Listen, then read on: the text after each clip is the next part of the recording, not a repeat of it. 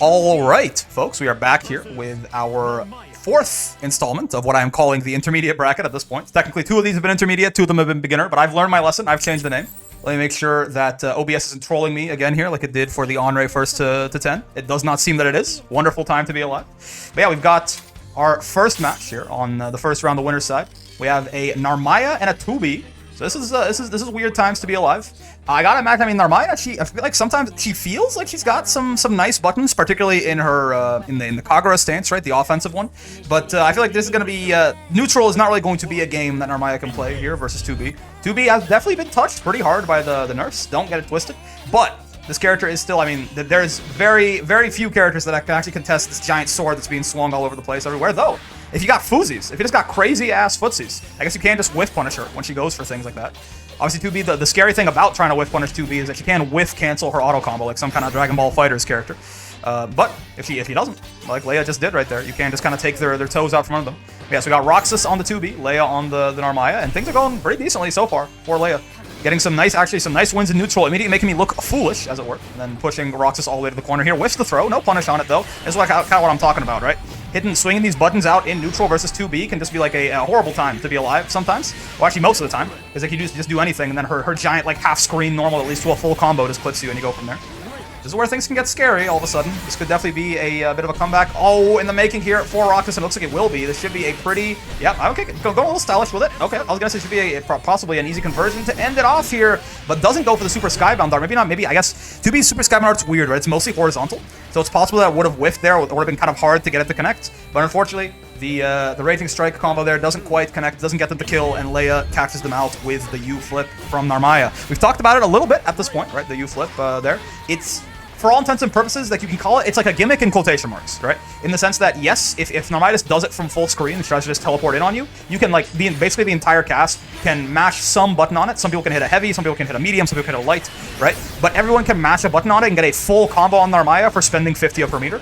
But, it is a really nice 2H or Brave counter or throw bait, right? Like if you're trying to 2H Narmaya on her way in or something like that, and she pops that, you are going to get basically guaranteed bopped into a full ultimate skill started into combo from Narmaya, which obviously, ooh, one of the big things about this game is ultimate skills do not really scale at all when they are the combo starter. So that combo will hurt a lot, just like this one right here that Roxus is hitting Leia with. Ooh, that was punishable. Goddamn, nice hit confirm with the Raging Strike from Leia there to take that first game. Again, Raging Strike is very in a lot of those situations where you just kind of get a stray hit with a normal and you don't have like a really awesome way to hit confirm it. You're maybe, you don't have your proximity normals, obviously you can't do auto combo, you don't have like a special that can cancel into it really easily. You can always just, if you have 25% meter, hit them and then, you know, hit the Raging Strike with the Raging Chain and then get a pretty decent combo from basically any starter.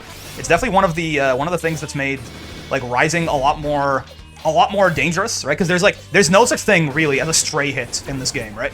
Any hit pretty much can convert into at least 20-30% of your health bar if the person is willing to spend the bravery points on Raging Strike. And once again, Leia is kind of getting called out raw there in neutral by the giant. I think that's the 5H, the giant sword coming down from 2B. Ow, fair enough. I never that Brave counter crushed to the normal that it went through.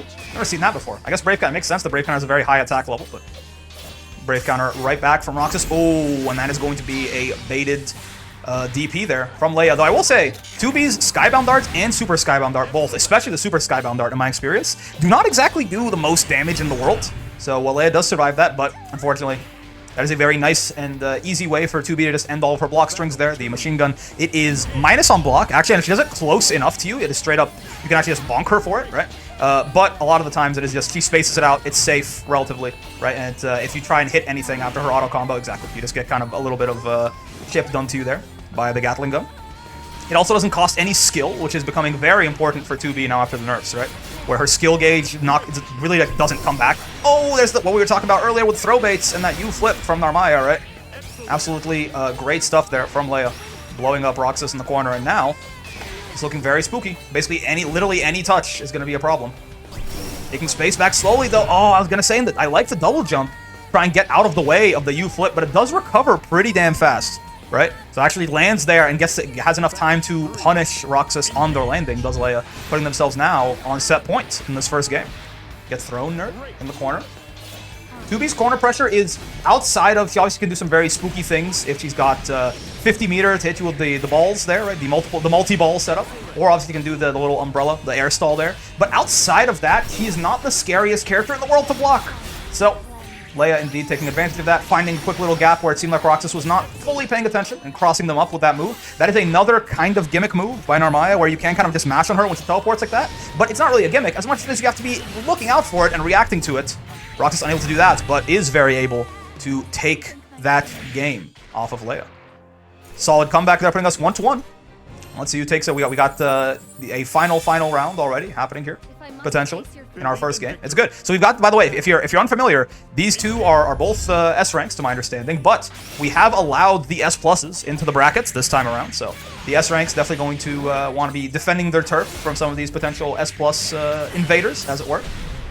It's gonna, I believe, whoever, I'm not entirely sure who the winner of this fights, but a lot of the S pluses just kind of, by virtue of being higher rank, got seated a little bit higher. So some of them do have some bias. So whoever wins this is going to have to probably face an S plus player later on. And it's looking right now, again, Leia getting a really nice start to this. Solid conversion there. Really? Oh, okay. The combo limit there. I wonder if, I don't know. I don't think that DP was like an intentional whiff. I think that was just like a little bit of combo limit shenaniganry there. Didn't really get them punished or anything, but lost them maybe some plus frames for some Oki. Now, goddamn. Okay, I think what happened there, unfortunately, Roxus doing the right thing, for as far as I can tell. I think they wanted to react to the U flip there and mash something out on it, but they were just a little late. They were a little bit late, and they do get counter hit for their trouble into death, into, once again, set points here for Leia. It's tough, right? It is, like, once you learn the timing for it, it can be pretty consistent, right? But it is not the easiest thing in the world. You definitely want to use a move, if possible, too. A move with relatively quick startup and a lot of active frames is going to be your best bet. A lot of characters, for example, I mean, I can only really, like, I know the concrete numbers for Ladiva's close cell, but I know a lot of them are like this, too, where they are relatively, 5 or 6 frame startup and like 2 or 3 or 4 active frames. So a close cell is oftentimes not a bad idea. Obviously, it's the lowest reward compared to like hitting her with a heavy or something, but your timing's going to be a lot stricter to try to use a big, slower, more damaging button there. So I'm not sure if that's what happens to Roxus, but regardless, they got to try and put that round behind them and focus on this one now as they find themselves in the corner.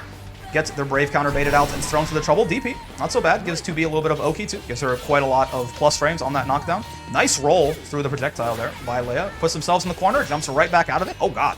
I did not know you could EX flip off of an area like that, but I guess it makes sense. It is air, okay. Very spooky situation now. 4 Roxus gets their toes clipped. Almost anything at this point will kill.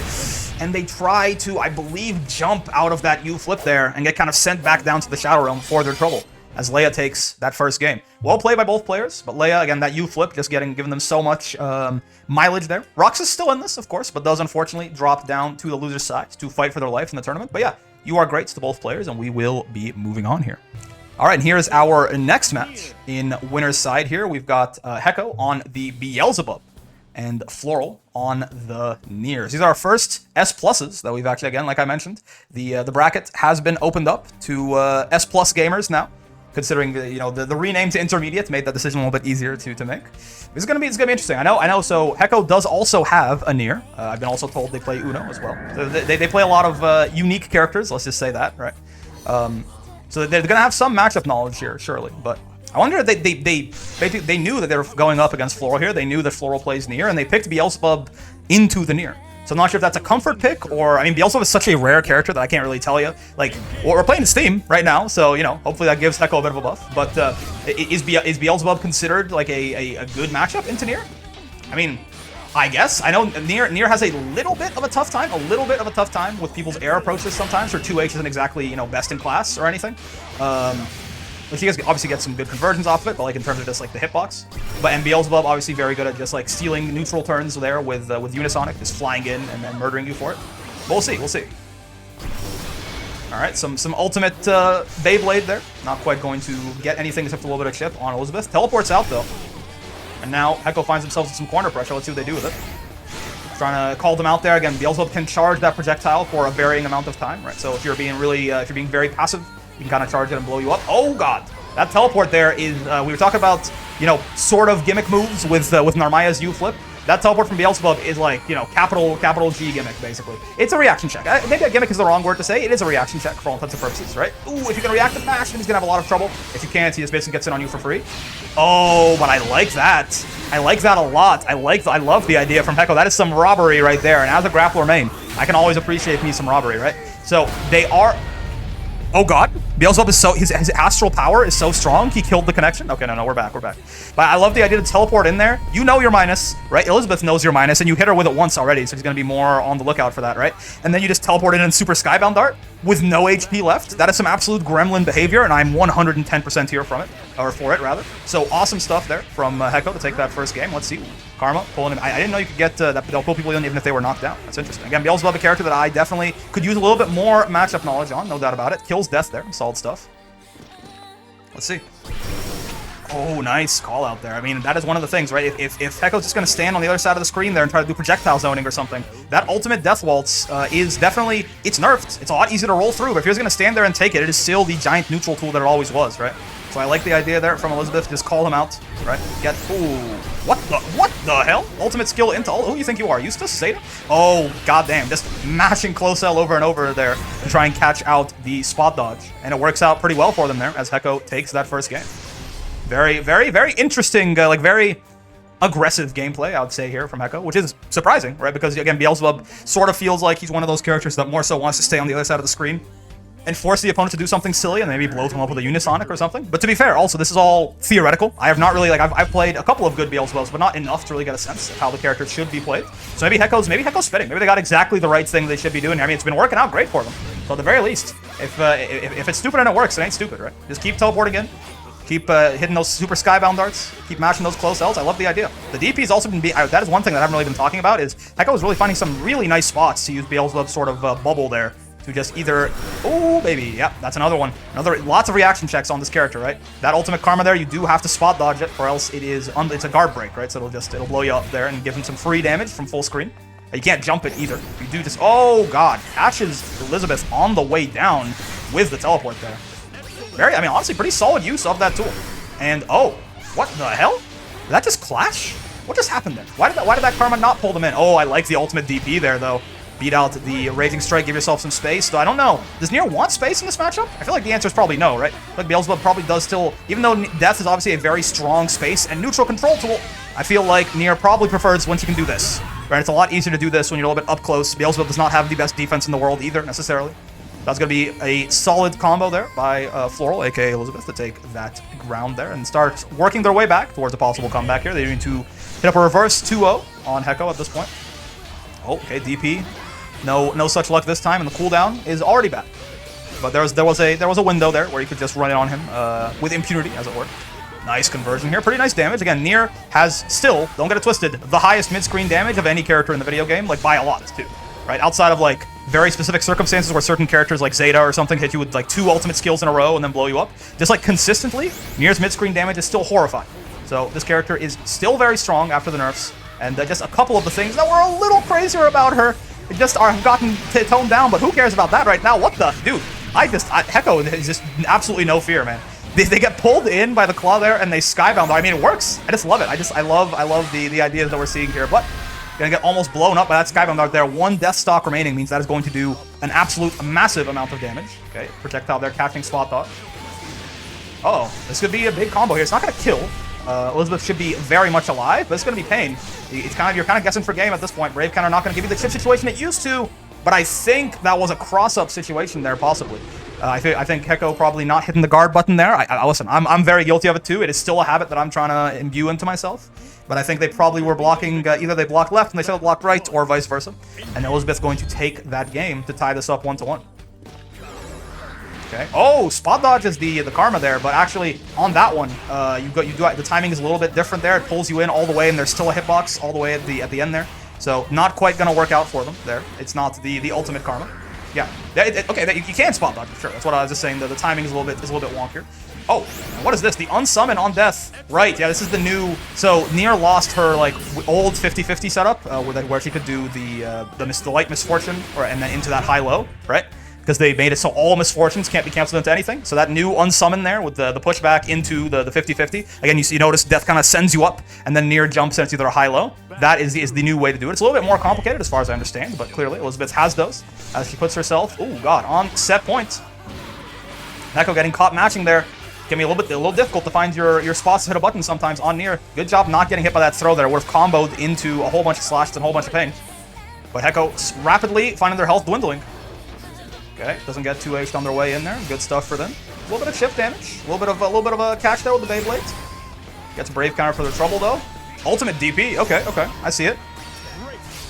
So, oh, nice. Once again, catching spot dodge there with the charged projectile.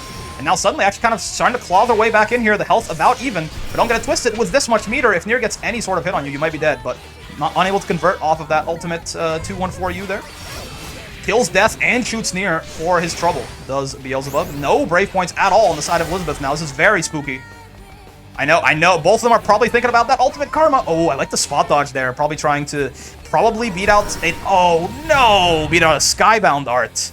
But, like I was saying, ultimate karma is obvious. It's the big thing that's on everyone's minds, right? It's just a matter of, are you going to react to it in time? And unfortunately, Floral unable there. Gets caught out by Hecko. And now, both players on set point. Let's see. Let's see who takes the best of the set here. Okay, gets pulled in once again, hitting a button there, unfortunately, where they really can't. There's a bit of a guessing game sometimes on what pressure options Nier will pick, and some of them will leave gaps for you to mash, and some of them won't. Ow, ow. Okay, you're getting volleyball comboed now. This is not where you love to be, that's for damn sure. Lots of damage coming in onto Hecko now. They had a very valiant comeback last time, but they have to mount basically the exact same thing. They have about as much health as they did last time. And Elizabeth, with full meter, full Brave points, full HP, almost anything here will probably kill. Oh my god, does not get the full conversion. Dodges the ultimate blades, but no deaths now on the side of Elizabeth. This means even all of that meter, there's no Skybound darts for reversals, there's no DP for reversals. All he's got is Brave counter. Oh, but he's waiting out the timer really well. Okay, no full conversion there, unfortunately. No full conversion for Hecko, and death is almost back, but you're just gonna get close-held on your way in anyways. It is sometimes just this mad rush to kill Nier before death goes back, right? And you saw that sort of desperation there get the Hecko as they tried to finish Floral off while they still could. Unfortunately, they got called out rather, on their way in. And that will be Floral taking that set 2-1. Very close set, very well played to both players. Again, I love the Beelzebub from Hecko is just absolutely demented in a way that I have to respect. So very well played by both of them. But unfortunately, Hecko going to be heading down there to loser's side. And Floral moving on. All right, and we are here with our first match on our loser's side of the bracket. And we have Depression. We have Catalina and Armaya, right?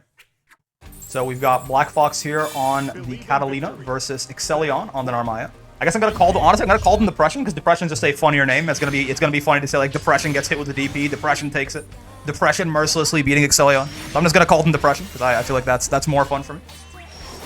Ow. Okay, solid EX flip there. There's the so. I'll be honest, this is probably a question that I should know the answer to better, but like, why sometimes Narmaya orange flip, yeah, Depression is beating my ass, exactly. Why sometimes Narmaya orange flip slow and sometimes Narmaya orange flip fast? Any Narmaya mains in the chat? You gotta let me know. Because I genuinely do not know the answer. Depression is my goat. Yes. Damn, I got hit by Depression. Exactly. This is exactly. I love this tag already. Okay, I like. Oh, this is gonna work, right? It's an anti-air. Yes, it will. That is a hell of a call out there. Nice reactions from Exelion to anti-air Depression there. Depression gets hit with the Skybound dart. Can Exelion defeat Depression in the neutral here? Depression's got footsies. Okay. I like the missed finer there. Oh, and once again, the slow orange flip. Why again? Well, why sometimes orange flip slow and sometimes orange flip fast? I simply do not know. Oh, it must be in different stances, right? I think I can answer my own question here. It must depend on the stance that Armaya's in, is my guess. I really like the use of Mist Finer here by Exelion to just kind of keep the fast orange flip is a TK. Oh, it's the ground versus air version. I see. Okay, fair. But I like the use of Mist Finer there by Exelion to keep Depression at bay, as it were, right? Catalina does obviously have some really... Oh, doesn't quit. They did buff that in the patch to make it a little bit easier for Catalina to get hit conversions off of that, but Depression, unfortunately, going to miss their hit confirm. But yes, I like... So, Catalina obviously has some very nice grounded buttons there, and she can probably interact with normals-wise with Narmaya from distances that Narmaya can't, really. But I do like the Mistfinder there to kind of keep Depression guessing, keep them on their toes, keep them honest, as it were. Has plus on block. Both versions of that EX flip, to my understanding, whether they're grounded or airborne, that's also plus. Nice, I like the tick throw there, essentially, with that plus button. Both players on pretty low HP, but Exelion one round up, potentially take themselves up a game here, which in loser's bracket, you never want to have to make a comeback in loser's bracket, right? It's already bad enough that you're fighting for your goddamn life. Again, I love the Mistfiners to call it out, but the ultimate projectile there from Catalina is going to allow Depression to unfortunately defeat Exelion. Solid choice there by Depression to go with the ultimate fireball. That is one thing, right? A lot of matchups in this game change drastically once the characters have meter, right? So without meter, Catalina's gonna have a hard time dealing with that move right there from Narmaya. But with 50 meter, that ultimate fireball is quite the thing. Oh, goddamn, Tex at the Aki way. Very stylish there. Oh god, Enchanted Lands. It's reactable, right? But it is kind of a, sometimes, again, Catalinas will be spacing you out the whole game so that when they suddenly go in for that, you do get caught off guard by it quite often. And if she spaces it from that distance, actually, even if you block it, it tends to be at least safe on block. I don't know if you can space it to make it completely plus, but it at least can be unpunished. Oh, nice punish there with the 6XL. Doesn't get anything off of it though. DP as an anti-air. Wonderful stuff. Ooh, we've seen Exelion do a lot of this before. They do love them their DP anti-airs. Plus on block once again. Text the throw, the Akiway. Once again, Depression. Depression got reads, Depression got reactions, as it were. Oh yeah, gets called out by the fireball that time. A little bit too slow on the draw. And Depression with the jump in. Nice. Catches Depression's backdash there. Once again, plus on block. This time goes for the throw again. The no mix-up from Exelion really getting to Depression here. And they're slowly being eaten away out of the corner. Now, they're not in a chip situation. Not even that close. They can block a couple more Mist Finders. Of course, it's really a problem for them. But they're getting there. And you don't really want to be there, but just DP. Why not, man? Why not? I forgot. I love how neither play has forgotten the Bev. That's right. That's right. They tech that the Akiway. They got to cop that area, as it were. And Exelion copping that first game. Again, just DP, absolutely fearless. They've been doing it a bunch. Maybe Depression thought they're going to switch it up, but they said, nah, man. I'm all about the, oh, once again, yeah, no Bevs missed, man. But yeah, they've been doing it a bunch, and they thought maybe Depression would expect them to switch it up, but no. I simply will not. I will simply continue to DP until you punish me for it. And I like the mindset from Exelion. If you think that your option is strong, don't let your opponent condition you off. The whole point of this game is to condition your opponent and make them feel uncomfortable playing the mind game with you. Exelion currently feeling okay about that, but that is Narmaya's parry, I believe, being kind of stinky poo-poo there, unfortunately. For some reason, her parry does it, like, all different versions of her parry lose to different kinds of normals, and it looks like he just got hit right out of it there by Depression. Depression taking Exelion's parry away from them. Ow. Now finds themselves in the corner. Enchanted Lands once again. It's a really nice call-out option there that Leia can use every now and then. Once again, teching the throw with the throw button. The Akiway, as we say. Goes for the cross-up. Ooh, Depression not ready for it. Has to do Depression off guard there. Oh, actually goes over the slow flip there. Nice. And the throw's gonna kill because of the... Oh, wait, no, they had 3... Oh, they had less health, though. I was like, 3 breakpoints and they still died, but no. It was because they just had less health. I was looking at Depression's health bar and I was like, they're safe. But yeah. Depression taking that game. Well, unfortunately, putting Exelion in the dirt there does Depression. I like, oh, just straight up dashing in there with that. That is some very brave gameplay there from Exelion, and it works out just fine, like, for them. Again, they're teching. So I've been making all these jokes about teching at the Akiway, right? But I feel like this is probably a good time to mention that, funny enough, even though that throw tech is technically better in the sense that, and I've said this in a couple of the intermediate tournaments, I think, even though that throw tech is technically better in the sense that you don't lose health and your frame advantage is even instead of minus like 6, which is the other one, teching throws that way is a lot more vulnerable to shimmying, right? If somebody walks back and you throw, right, you're gonna be in that massive throw recovery window, whereas if you hit like 2L or something, you might even catch their shimmy, right? So, funny enough, that is actually, the Akiway, unfortunately, is the worst way to actually tech. But for now, it's working out fine for both of these players. Nobody's been punished for it yet. And Exelion finding a nice mid-screen conversion here with Raging Strike. And deep, just raw DP like that? That's how we're doing this?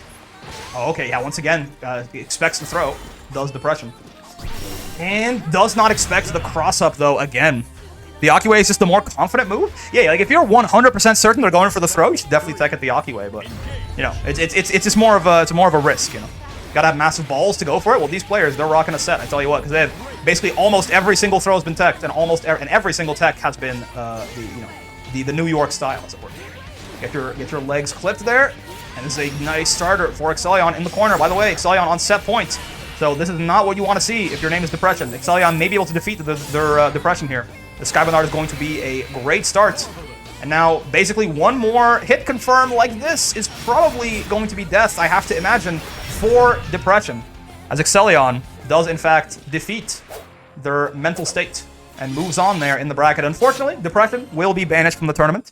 You know, while that is a funny thing to say, that is still a human being behind there. So, GG's to you, but yeah, unfortunately eliminated. You did a great job though. It's just you know, some of them throws, some of them cross ups, some of them U flips, just a little bit too much. Well played by Exelion there. We'll be moving on to our next match of loser's side.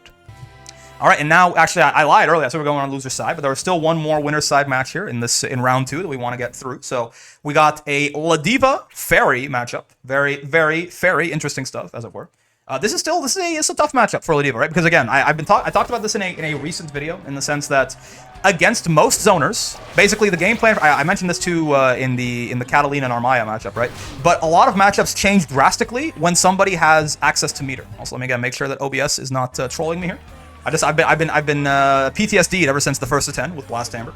But yes, a lot of matches change drastically when one side or the other has meter, and this is extremely the case for any zoner versus Lediva, right? Don't get it twisted, this matchup is horrible for Lediva, but if she has 50 meter, that GG call right there, for example, is punishable on reaction with ultimate clothesline, right? So it is all about Lediva trying to find a way to safely build up meter in this matchup and then get in on Fairy. Now, of course, against most zoners, you can just headbutt projectiles and that'll give you meter, right? Matera against Cagliostro to an extent too with the rocks and even sometimes the spears. But Fairy, most of her zoning is in the form of normals, which you cannot headbutt for meter, right?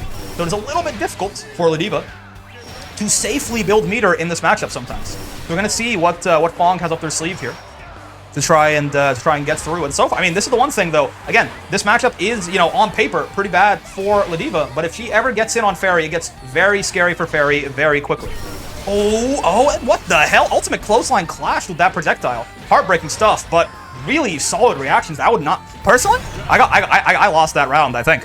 I would not have been ready for Ultimate Clothesline to clash with that, but Fong very definitely was, and gets the conversion there off of the clash. Cancels something quick, catches Raha out, and takes that first round. Very solid stuff. One way that Lediva can, I'm still, this is not like, actually, I like the 6 Exelion to SPD, of course, that good old 50-50 Lediva's rocking there. One way to try and build meter in this matchup is definitely to just walk back and forth in Fairy's range. It's slow, but it's something, right? And, oh, yeah, you have to be a little bit quicker on the draw, unfortunately. But you have to do it while Gigi's basically... Well, as soon as you hear her go, Gigi, you can call her out. Of course, the further away you are on screen, the harder it is, too. But now, Raha kind of in a scary situation here. I love the DP, though. Get the hell off me. The DP and the Brave counters are such a massive tool in this matchup for Fairy, right? Because just like, obviously, when Lediva gets in on you, it's horrifying, right? But... as Fairy, you basically have 3, unless you get baited, of course, you have 3 sort of get out of jail free cards. As long as you Brave counter at smart times, and every time you Brave counter Lediva, she goes all the way back out here and has to get all the way back in, all the way again, right? So it's a very strong tool for Raha, and they're using them to their advantage right now, definitely. And DP is the same thing. That GG is not gonna kill, goddamn. Yeah, right. So yeah, right there. Ooh, that's heartbreaking. Ultimate clothesline, just barely out of range there. To smack Raha. It is not entirely full screen, unfortunately. Ultimate clothesline is about 80% of full screen, 85, 90, right? But Fong, they're going to whiff that and die for their trouble. Oh, I like the far end there into the headbutt conversion. Solid stuff.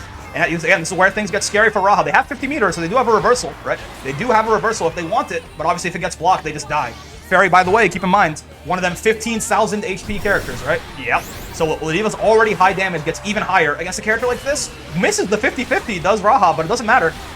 Fong gets their Brave counter baited and gets bonked for the trouble. This is exactly what I was talking about earlier, though. GG is punishable on reaction with Ultimate Clothesline. So once Lediva has 50 meter, Fairy's strongest neutral tool, Fairy's strongest soldier, as it were, suddenly gets a lot more risky to use. No massive conversion there for Raha. The Super Skybound Dart is going to be blocked here, but do they have a punish? You don't have the punish. Spot dodge, though, going to be just blown up by headbutt there, and Fong taking that first game. A hell of a scramble there at the end, but Fong gets the better of it slightly there over Raha. That spot dodge, probably my guess, is trying to call out the clothesline from Fong, right? Where maybe they block the SBA and they try to clothesline you to kill. So I like the idea from Raha, but unfortunately it doesn't quite work out for them as Fong takes that first game. Oh. That's the other thing too about one of the weaknesses that many of the zoners in this game have. Though I don't believe Cagliostro has this weakness, because why not? Is that their ultimate clothesline gonna get Brave counter there. Though honestly, even there, just taking a Brave counter off of Fairy is still like a bit of a win for Lediva. But yes, Fairy's 2H, for example, is air blockable, and that DP is also air blockable. To my understanding, all versions of the DP except for the EX one are air blockable. Of course, he has 5M that can call you out, and that isn't air blockable, but it's a little bit harder to snipe out jumps with that. It requires more timing from the Fairy. So an air approach from Fong isn't necessarily a horrible idea either, but right now, they're getting their ass beat with the Dhalsim Super there. The overhead, you gotta be so careful with that kind of stuff. When GG's out, it does lead to a full combo, like you just saw. And this, at this point, this is like, yeah. Like, once you get to that point, I'm not gonna say it's impossible, because obviously every match is always winnable in every case, but the odds that Fong wins that round are like 5%, 3%, something like that. So really solid stuff by Raha there to close the noose and take that first round. Again, we are on winner's side, so losing this does not mean elimination from the tournaments, but obviously, staying on winner's side for as long as possible, this makes your life much, much easier as these tournaments go deep. So I like the wherewithal here from Raha. It can be very tilting to lose to Lediva sometimes, So good by Raha to let their mental stick up here and not let any of these... sometimes it feels like you got kind of haha funnied when you get caught by an ultimate clothesline from full screen. Yeah, EX, so that's another thing too. EX GG is not beatable by ultimate clothesline on reaction. So that is definitely a... Once Lediva has 50 meter, that is a very solid tool for Fairy to be using to still be able to control the neutral. But of course, then goes on cooldown, and goddamn, okay, they didn't have headbutts there to fully extend the combo, but you just see when you that one of the other reasons that Lediva wants to get these Brave points off of these zoners is once they're gone, they just take so much goddamn damage. What's the conversion here? Nice and easy.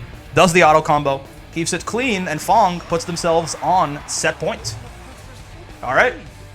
Yeah, like the other reason besides Brave Counter being a very important resource to take off to just let Lediva get in and stay in, it's just like once these zoners are taking extra damage, again, with Fairy having 15,000 HP compared to Lediva's 18,000, right? And Lediva already being a much higher damage character, suddenly the risk reward for interactions for Lediva just like flips completely on its head, right? Like it's just even doing some really stupid stuff could still be worth it because you just get, you know, 90% of their life bar off of one conversion if you get the right hit.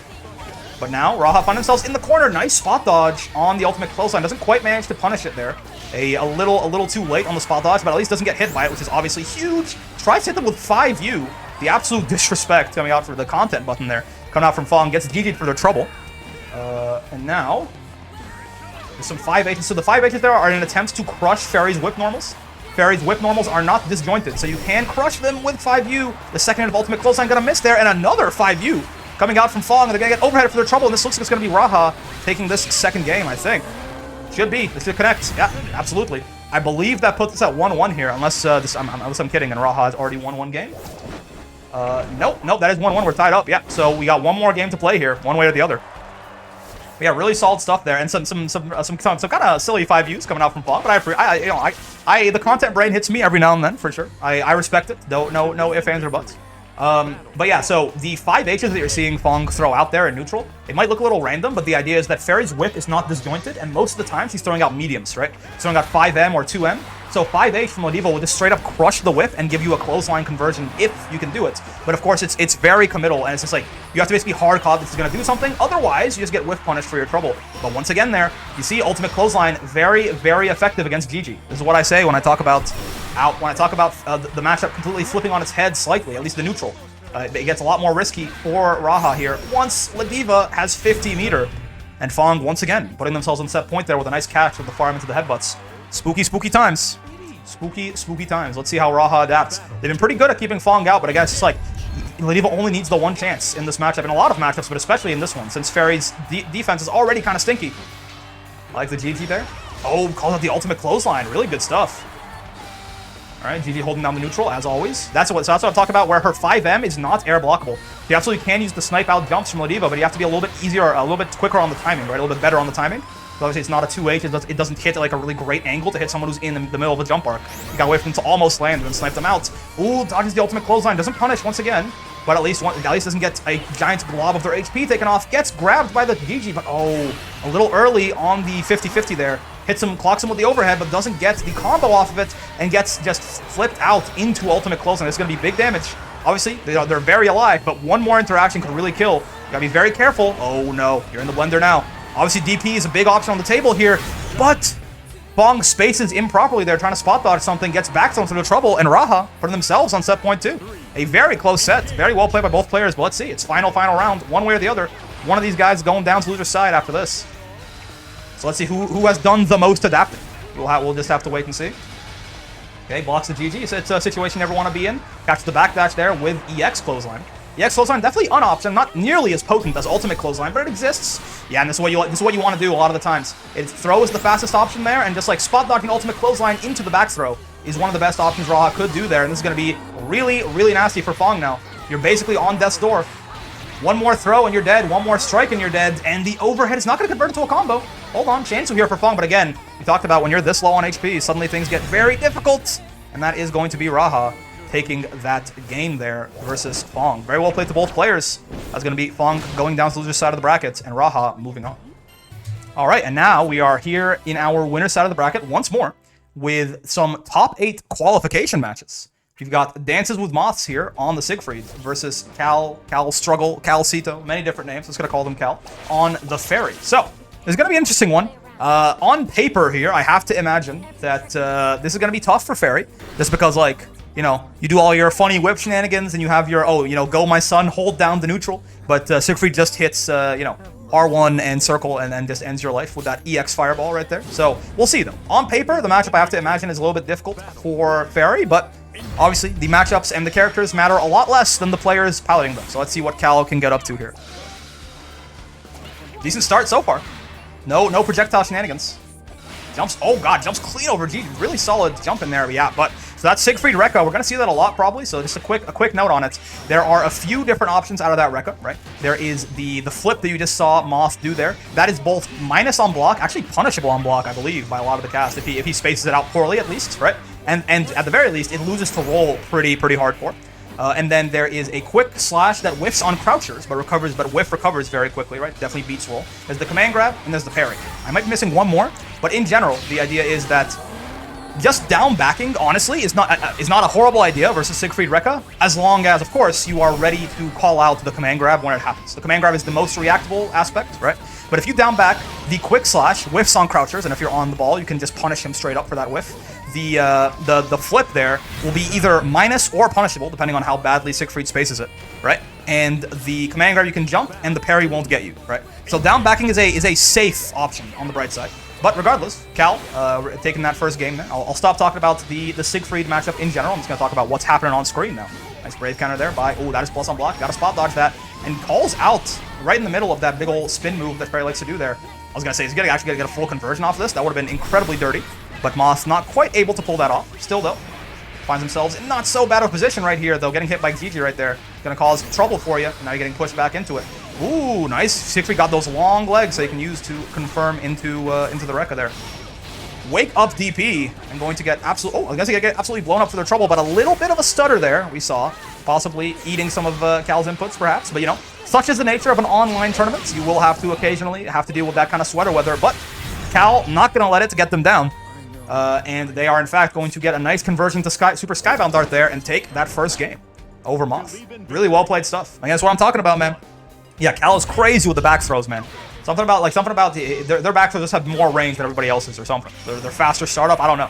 Feels like Cal just does not miss those. Text the throw the Aki way while they're at it, too. GG holding down the neutral. Ooh, jumps right past him there. Gets caught out by the dog. Again, that one is not air blockable. A lot of Fairy's anti-air options are air blockable. The EXDP, not so. Ultimate, I imagine, too. Actually, ooh, yeah, see, so that's what I was talking about earlier. Roll is not a bad option versus Siegfried Rekka, but it definitely does lose really hard to that option right there. And that is oftentimes one of the safest options for Siegfried to end Rekka with, so they're going to do it quite often, right? So while roll is very high reward, potentially, for a lot of the different Siegfried Rekka options, it beats command grab, it beats the flip, right? It loses pretty hardcore to the quick slash there, so... Down back, unless you are feeling really confident, down back is probably one of the safer ways to go about this. Are you hitting a button, Cal? No, you are not. Nice punish there into the special. And Cal putting themselves on set point here versus Moth. Moth does not respect GG pressure at all. You kind of have to not. If you respect, the GG pressure is so, yeah, exactly, you shouldn't. GG pressure is so strong, you have to try and ignore it. Like, if you let Fairy pressure you with GG, it's just like 50-50s over and over, you can never get in. You have to either try and, if you have a neutral skip move like ultimate clothesline, right, you can try and get through GG like that. If you can just jump and not have to block GG, right?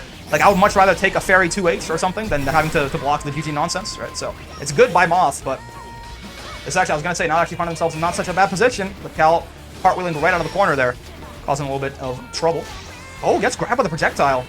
There's a chance here. Projectile not making it all the way full screen, quite. Cal has been dealing with that projectile very well, spot dodging it, getting out of its range. It's honestly been a very solid showing.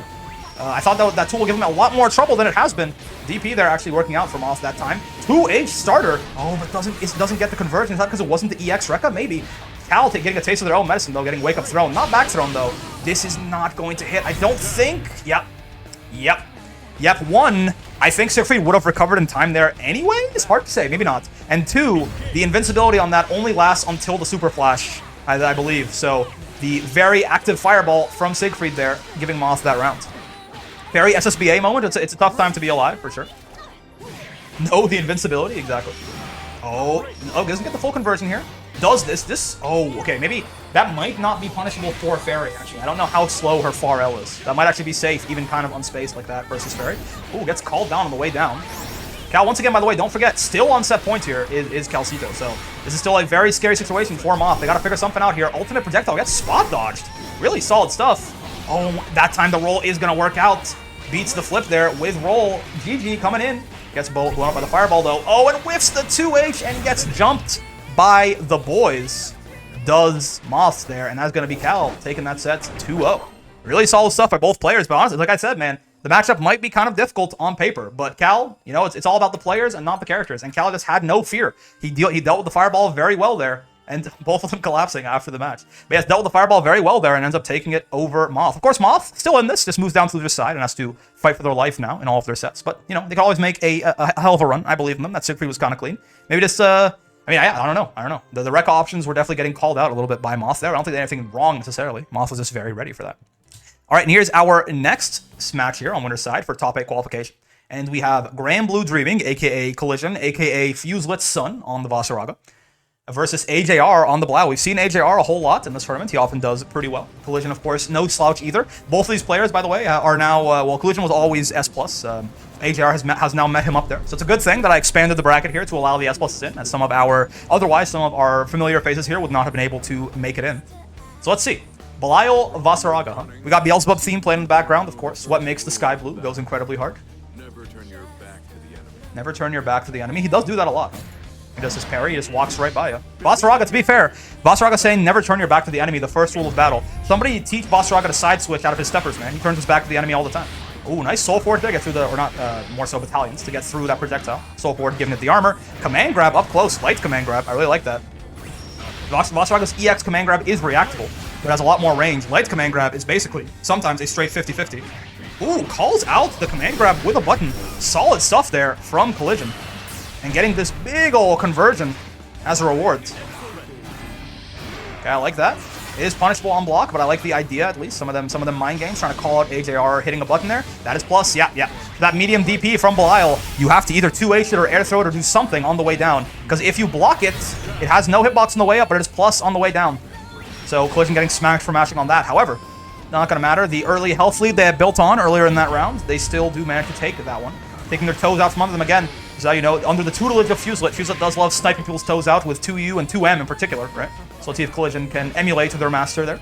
It's always nice to have some of the higher rank players in the Discord, right? Helping out some of the other ones, right? Like we got a bunch of masters in here. We got some pretty beefy boys. So let's see. Ooh, I like that conversion. Not solid stuff. Nice little mid-screen damage there, and again gives him his soul forward back too. Oh, interesting. I never thought about that, but yeah, that light follow-up out of the. Okay, that charge type is going to eat up the soul forge. Not really give Collision a whole lot, unfortunately. But that light follow-up out of the Rekka there, out of the stance, I suppose, for Vasaraga. Recovers very quickly, but Belial's parry is going to be fast enough to still punish it on reaction there. So, interesting option that he has, those AJR there, versus the big steppers. Oh, and the 2H from Vasaraga is, unfortunately, for Collision Course, pure ass. So, he is not going to be able to actually punish that on the way down. And is this going to kill? Yes. Okay. I thought that combo was a little bit too fancy for MHR, perhaps, in the sense that I think he could have just done super Skybound Art and had it work there, but it's possible maybe it wouldn't have linked. I'm unsure. Regardless, though, it doesn't matter. At the end of the day, they still get the kill. That Giants jump you there from Voss. Yeah, I think, yeah, exactly. I think he could have gone into SSBA, but he worked. He made it work. Regardless. So, you know, let's. Oh God, he did the opposite of tournament combos. He does the fancy combos in tournament. You know. Oh, that time not going to beat out the light follow up there from AJR. Getting zoned out by these fireballs right now. Not normally the position that Belial finds himself in, especially not versus Voss. That is definitely this big minus on block. Collision taking his turn back there and beats out the ultimate DP with his medium one. Again, that is +2 on block. If you can't 2H it, if you can't, I mean, Vasaraga's 2H is real slow, man. I don't even know. I guess he should maybe, I guess he could, no, he could anti-air command grab it. Oh, no. Is the Garboy going to be still active here? Yes, it is, but not for the second hit. Okay, so that's good. That's great for Collision because that means it doesn't go into the cinematic, right? But the guard point ate the first hit and the cinematic portion of the SSBA, and really solid anti-air there with the 668 to give Collision that game. Really solid stuff. But yeah, I think Vasaraga probably his best move against that medium DP is going to, I think his medium command grab should grab it right out of the air if he times it right. Because his 2H is just like, it's so, man, his 2H is pure cheeks, unfortunately, from Vasaraga. He's going to have to find an answer there to that medium, because AJR has been getting away with that a lot. Now, it hasn't been deterring Collision too much. He did win that game. But something that probably could be going a little bit better for him is dealing with that medium DP. So let's see what he comes up with. For his part, AJR now pushing Collision to the corner, getting a much nicer start to this round. And yeah, that has just been really good against that ultimate DP from Collision. I love the use of the medium DP by AJR here. Yeah, Collision doesn't quite have an answer for it, and AJR has figured it out. And if you know what, spamming is that whole concept of that word. I don't believe him. If you're using a move and it's working, keep using it until your opponent tells you that they have something to do against it, right? If you can just win by doing only one move, why wouldn't you just keep doing it, right? Okay. Doesn't get, oh, the most disrespectful back throw in the game, though, from Basaraga. DP's the EX command grab. Really solid stuff there. Good reaction. Gets, oh, and a command grab of his own. Put Collision in a bit of a scary situation here on Oki. Get bonked, nerd. EX projectile. This is minus on block, but not punishable, of course. So Collision is going to take that there. And, ooh, 2H, though. Very punishable on block. You have to cancel that into a special or something. Might have been a misinput there from Collision. I'm definitely guilty of this a lot of the time, too. Nice catch on the way down there with the ultimate grab. But yeah, a lot of your heavy buttons, if they're blocked, most of them are punishable on blocks. You got to cancel into a special or a Raging Strike or something. Once again, great anti-air with 6-6H there from Collision. Solid damage. AJR finds himself in the corner now and finds himself dying, actually. So a quick jump over auto combo conversion. Really, really solid stuff as Collision puts himself on set point on top 8 qualification points here. Let's see what AJR can cook up. Ooh, gets his toes swept again. You gotta be so... Oh, nice 2H, but no conversion off it, but at least gets himself out of the corner here. And command grab for his trouble, right? But yeah, obviously, ooh, you gotta be very careful here with your toes against Basaraga, right? He has such... They're not the fastest in the world, but he has some very big and very punishing lows you gotta look out for. 2M in particular. It's a 9-frame low. It's not the biggest thing in the world, but it can lead into very big damage for Boss. So AJR trying to get his toes unsniped there. Lights follow-up, not gonna be the worst. EX Fireball, getting some nice screen position and a soul. That's what I'm talking about. That 2M actually, if Collision was a little bit more in a better position there to hit confirm that, it really could have been death for AJR. So you got to be very careful in 6-6H anti-air once again. Not going to lead to a kill, but going to lead some really big damage here for Collision. AJR now on death's door. Nice ultimate pinwheel. Collision loses the pinwheel live on stream. Grabs him on the way down once again, man. People never expect on your landing there for Basaraga to try and grab you with that old DP. And that's going to be Collision taking that set 2-0. Solid stuff to both players, but again, just I mean, that 6-6H anti-air, I feel like, was one of the things that was giving the most mileage to Collision Course there. Incredibly well used to snipe out ATR whenever he went airborne. Well played to both players. Yes, unfortunately, yeah, Collision was caught live on stream getting hit by pinwheel. It happens. But AJR, of course, still in this, like we always say. He's just down in loser's bracket right now and has to make a run for it, but very well done. Granblue, okay, he said well played, my man, right? Why is YED censored by the... Huh? Okay, anyway, I'll see you guys in the next match, but that's very weird. All right, now we are here for our loser side, top 8 qualifications. So we've got Haku here on the Charlotta versus Floral, aka Elizabeth, on the Nier. So let's see. We got two more S+ gamers running into each other. People like you aren't as high and noble as they act, are they? What the? Why is Nier so sad? I mean, I know why Nier is so sad. I have a faint idea of her lore, but like. Why she, man, she gotta, like, I hope she figures it out someday. It's been 10 years and she hasn't figured it out yet, but, you know, maybe one day, right? We can always cope. Believe in victory. What the hell, Charlotta has a, oh, this is, like, such a perfect weapon for Charlotta. I'm surprised that every Charlotta I fight doesn't use this. How's this the first time I've seen Charlotta with a club? Why doesn't every single Charlotta use this goddamn spike club? This is like, I feel like this encapsulates the character perfectly, no? Anyways, getting caught out in mid-screen here is Haku. Ooh, but... base the throw there with Demon Flip is going to be a nice conversion for them in mid-screen here, or in the corner, rather. Lots, oh, Battle Pass skin. Oh, I love the Kanabo, though, I'll tell you what. Ow. Oh, it's going to be, this is a nasty little conversion from Floral here. Ow, where'd my health go? I miss having HP. I remember when I had HP, it was a good time, and gets hit out of Demon Flip by death. That's so sad, man. This gets absolutely sniped out of their move, but that's very funny. Most Charlottas really like the fork. Yeah, that's fair. But I feel like the club is just like so fitting for the play style that most of the Charlottas, you know, they like to evangelize. Let's say. That is, ooh, interesting. That light one right there is actually minus. So I guess Floral just did not mash quite fast enough there and gets beat out by Haku. Calling them out there on a little bit of a mind game. Now they're going to get corner comboed by Nier. I'd rather a sword, perhaps. It is more noble for sure. Alright, ultimate Demon Flip, going to lead to a bit of a combo here in the mid-screen. I love these conversions from Haku, and the side switch is grimy, man. That is some gabagool tech right there, except on Charlotta. You love to see it. And that is going to be them taking that round back. That is like, that'll get everyone once, I feel like, right? Like, what are you already supposed to do, right? Unless that's hit you before, like you don't expect Charlotte to Honda headbutt you there and end on the other side of your ass. It's some strange stuff, to be sure. Okay, blocks that. Ooh, takes the throw the correct way as well. Not the Aki way, but unfortunately the right way. So well done by Elizabeth there. Gonna be a nice little starter for them here too on the catch with death. Ooh, and puts Haku into the corner also. Prefers to go for the screen position there, possibly overextending it more. Ultimate slashes, lots and lots of chip damage there, dealt to Haku. And now, this combo is not going to be death, but this is very scary. Is Nier blocking? I don't think so. Oh, she does recover in time to take that first game. That medium slashes does have a whole lot of recovery for Nier, right? Obviously more recovery for you if you have to block them. But right there, Haku didn't. But recovers just in time to block the downwards hit of the Excalibur there. And blow up Haku to take that first game. Solid stuff by Elizabeth. Let's see how Haku can get on in the next game. Definitely, they were playing that first game pretty well. It wasn't, she spot dodged it. Oh, that makes a lot more sense, too. Yeah. I missed that. I thought I saw her blocking it. She knows. Yeah, you do have to spot dodge. That is, yeah, that's true, actually. It's very hard to punish that if you just block it. So, you do have to spot dodge. Floral knows the tech. Ooh, gets counter hit 6-6L to the trouble, though. I mean, Haku's down on life, like, a lot right now, but Charlotte can do some really, really big damage. Gets a couple of nice hits on you, especially in the corner like this. Let's see what Haku's got. Obviously, Elizabeth is alive right here, but in some danger and gets DPs right through that 2-1-4U. And Demon Flip. That anti-air move out of Demon Flip is usually not that scary, right? But when you have no health, it'll kill you just like anything else. Battle 2.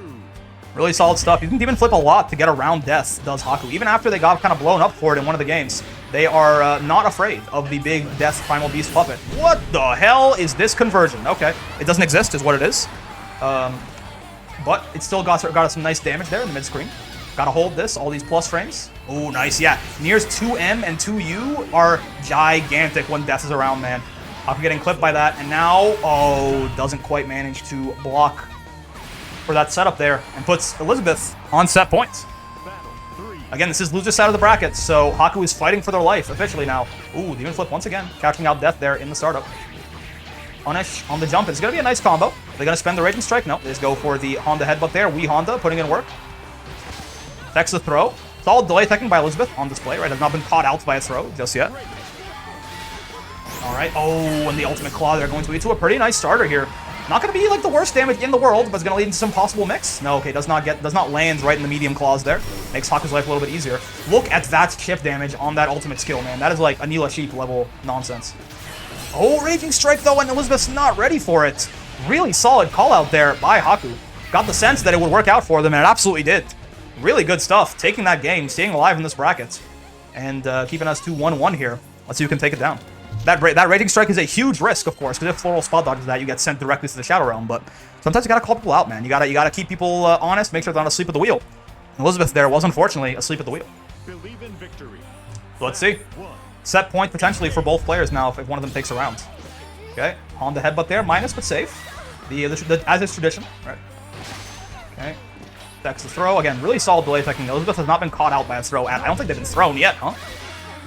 So really, and they have not been baited either. So just a really good timing there on Haku's offense on the rhythm and make sure they delay tech at the right times. Calls out a gap there with the 2M. It's going to be a hell of a starter right now. Still has 4 death stocks, so that could have done more damage, believe it or not. But, you know, obviously still a horrible position for Haku here if they find themselves almost at no HP. Elizabeth is running out of death, though, but you're also running out of life. The chip situation is going to get really bad for Haku really soon here. Though, one conversion into SSBA, if it's the right starter, could really cause some serious strife for Elizabeth. Some chugging there in the spectate, which probably means, unfortunately, there was a little bit even more chugging for our players. Regardless, though, Elizabeth getting that back throw and putting herself back on set points. Let's see. Ooh, 2H. It's not very common that you see that we can go into top 8 right after this. Perfect. We'll do loser's side first to not have the winner's side people taking such long breaks between the matches. Well, loser's side at least loses round 1, that is. Anyways, ow. Counter hit on the overhead there. Gives Haku some nice knockdown in the corner. That DP, not as scary as it used to be. Not as scary as it used to be. In fact, basically just a little love tap for Haku's trouble there. And they go right back in with the Honda headbutt into a big conversion on Skybound Art here. One more touch is probably going to be death for Floral, but now you can probably say the same thing about Haku. Again, Nier, even outside of the corner, has some massive mid-screen damage. Nice reaction on the roll. Doesn't get the conversion into the Raging Strike, though.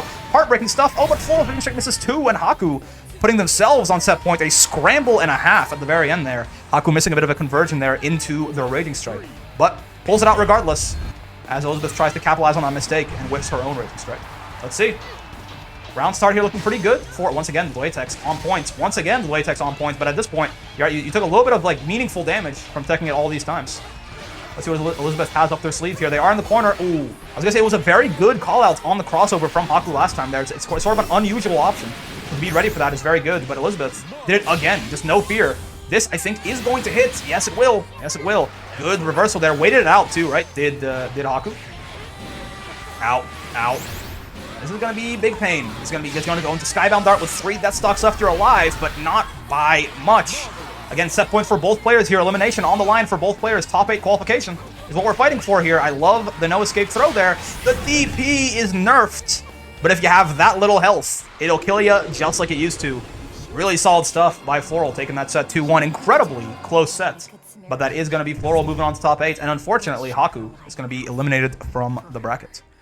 Your last count was at the end? That should be, yes. It was 2-1. We're not in top 8 quite yet. So that is going to be you moving on to top 8. And Haku unfortunately eliminated. All right, and here we are in our first match of top 8 here. So remember, top 8 means we are now doing officially first to 3s for all of these sets. And we've got loser's side of top 8, where we're kind of switching up the order. We do it slightly to make the winner's side guys don't have to wait 35 minutes after they get to winner's finals. So we have Dances with Moths here, or Moths rather, on the Siegfried. Versus Elizabeth, who we just saw on the Nier. So let us see. Let us see. Siegfried Nier. This is this is the fight of the top tiers, as it were. Even post patch, this is still 2 of the strongest characters in the game. So let's see how they match up together. I want to say I probably should know more about this. I think I've definitely heard Lazy and some of the other Niers talk about how they feel about this matchup, but I actually can't remember. What Sieg is a winning matchup for Nier? You think? For Sieg. Oh, okay, interesting. Why is that? Is that fireball stuff or? Ow. Okay. Nice start, at least here. Sieg did get her to the corner earlier. Did Moth, but gets his DP baited out. Kills Death for his trouble, though. They're gonna have to spend their Raging Strike here to give themselves time for Death to come back. Ow. Ow. This is like plus 95 or something for Nier. I always forget the number, but it's a silly number how plus those medium slashes are. And Elizabeth using that to their advantage, getting some pressure going there and taking that first round. And we got a lot of game to play. We got a lot of Granblue to play at this point, right? Moth, yeah, it's one of those things where his DP flat out eats through Nier DP. Interesting. I did not know that. It's bad. You don't want to. Yes, okay. That situation where Death is on one side of you and Nier's on the other side, that's where things get really scary, really fast. So good for Moth to get themselves out of that situation. Once again, though, Elizabeth has been really good about taking these throws. Techs it the Aki way, too. That is a hard call-out. You love to see it. Ooh, but this is going to be a nice little conversion. Now 6XL here goes all the way to the corner. Doesn't get a longer combo than that, but at least gets some nice damage and some nice corner pressure. Baits a Brave counter there out of Elizabeth with that delayed close L there. Doesn't get a full conversion off it, though. Wasn't quite ready. This is probably going to be their death. Indeed, it will be, as Elizabeth takes that first game. Really solid stuff there. Again, lots of game to play. If you're Moth, if you're anyone in this sort of best of 3, if you go down one game, you got to just kind of put it behind you, right? You got to play everything match by match, interaction by interaction, because otherwise, if you come down 2-0, God forbid, you can't really think about how much work could potentially be ahead of you. Ooh, Elizabeth choosing not to Brave counter that. I'm not sure if that was just like a bit of a lag thing or a bit of a slow reaction, not hitting the Brave counter in time. Regardless, though, eats a whole bunch of health, but at least gets to save one of their Brave points, I suppose. There could be some merit in that. Finds themselves now with Moth in the corner, so they could make up for that damage they took real quick, like. Ooh, nice conversion there. Even in a little bit of, you can tell there's a little bit of sweater weather going on for sure. But even in a little bit of that, a little bit of the rollback there, Elizabeth still very able to convert off of that 6XL. Solid stuff. Brave counters the Siegfried offense there. Good patience from Moth though, not getting called out, like not getting caught out mashing on a lot of places where he doesn't necessarily have a gap to. Ooh, and that's god damn, man. You see how long that circuit projectile was active? What in God's name? Even the charge death there, it got beat out and Elizabeth got murdered by that thing. This move remains completely unchanged, obviously, post-bat. We're not going to talk about it, though. We're not going to talk about it. Solid stuff, of course, by Moth to use. His character has tools, and he's using them effectively. So that's what you'll have to see. Getting beat up in the corner right now, though, by Elizabeth. Brave counter's out at a good time. Of course, it's very scary to Brave counter Nier sometimes. Ow. When she has that medium slash going on, because she can bait it pretty well, but he waited for it to look like he committed to something there. And then went to the 50-50. Ooh, but Moth actually missing the timing slightly there. Misses the 50-50. Doesn't get hit by the wake-up Skybound Dart, though. And still takes that round. So you got 0 changes other than the universal 6XL nerf. Well, his unblockable setup also got a lot worse, aka or like even gone. I still haven't fully tested it, right? But yes, he is mostly unchanged. Which is I think definitely the biggest crime of the whole patch. It's either that or Belial getting literally 0 changes. One of those is the is the worst thing that happened in the patch for sure. All right, nice ultimate slash there once again. A whole lot of chip coming out for Elizabeth. Rekka just raw like that. Absolutely brutal stuff by Moths there. And once again, Raging Strike. Elizabeth not quite ready for it. Does choose to Brave Counter that time. I mean, of course, if they hadn't, they would have been dead. So it makes a lot of sense. They did choose Brave Counter in that circumstance. Gets clipped there, but not into a full combo. Protects it. Once really good delay text, as always, coming out from Elizabeth here. Still alive. Oh my god. I'm sorry. My bad. I forgot how much of that Rekka, how much of that flip is the second hit there. Of course, with no Brave points, you expect more damage, but I thought they would live with a little bit of health there. I did not expect that they would just get exploded like that. My bad. How dare I even question Siegfried's damage? That's obviously on me.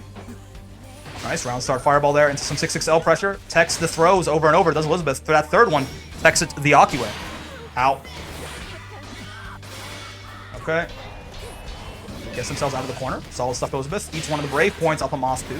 And that DP basically means that Moths got nothing for that Brave counter, unfortunately. So now just finds themselves down a Brave points. That is punishable, but not from that distance. He spaced it out pretty well. Ow. Okay. Ooh, big overhead. Makes it a little slower there, and run up. Counter hit 5H. This is like, you're dead in 100 different states, man. You are dead in 100 different states. That thing is counter, like run up, counter hit, close H there. That's like, I mean, Siegfried's already one of the highest damage characters in the game. You give him that sort of starter, Elizabeth's going to go straight to the Shadow Realm. And now Moths, actually, after a bit of a rough start to the set, is now ahead officially in this best of 5, right? It's 1-1, and he's got 1 round on Elizabeth here. It's going to be a nice starter in the corner once again. Ooh, whips it though. I wonder if that's because he caught her airborne, right?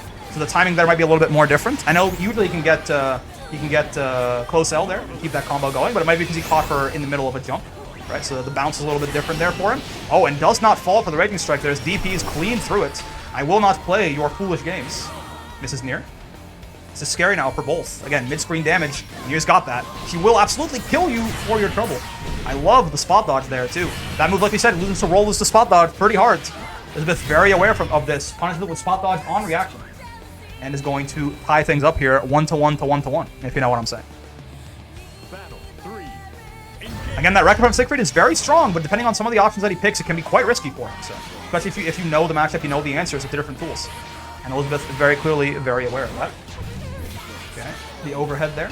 Good patience once again from Moth, not just mashing in any sort of random silly spots there. Oh my god, that 5H!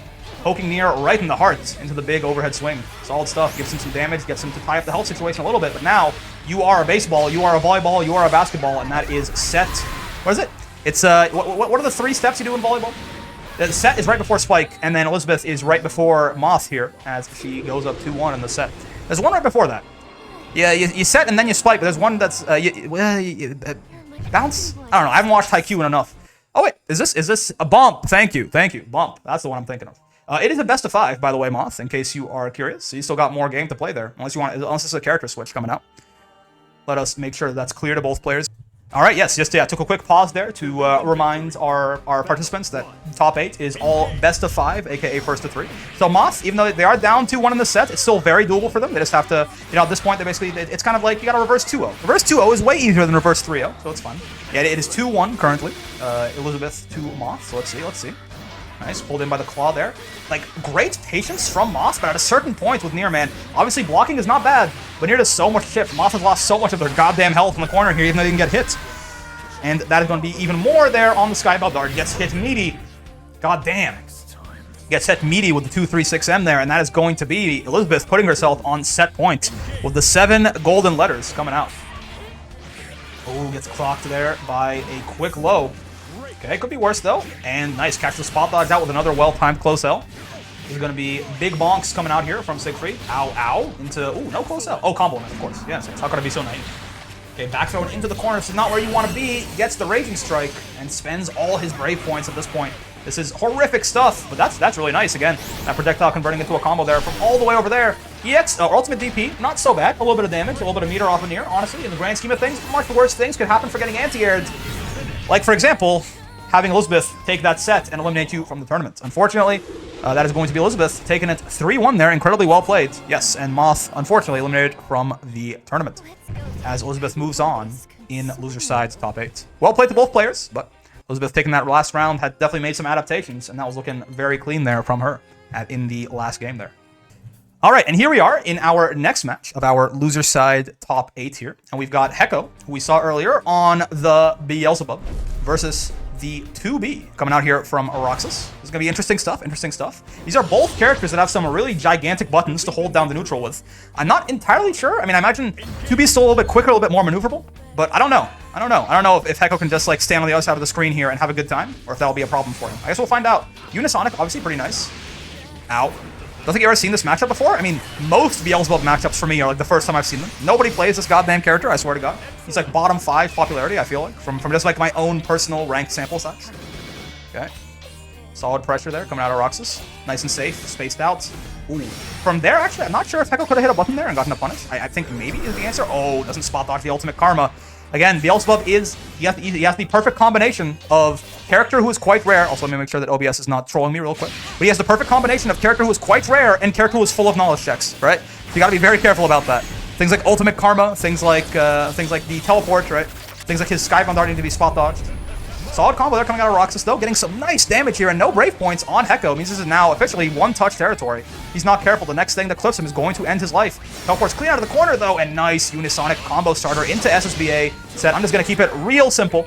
I'm going to hit you with the Spirit Bomb real quick, hit you with this Death Ball, as Frieza would say, and reduce you straight to atoms.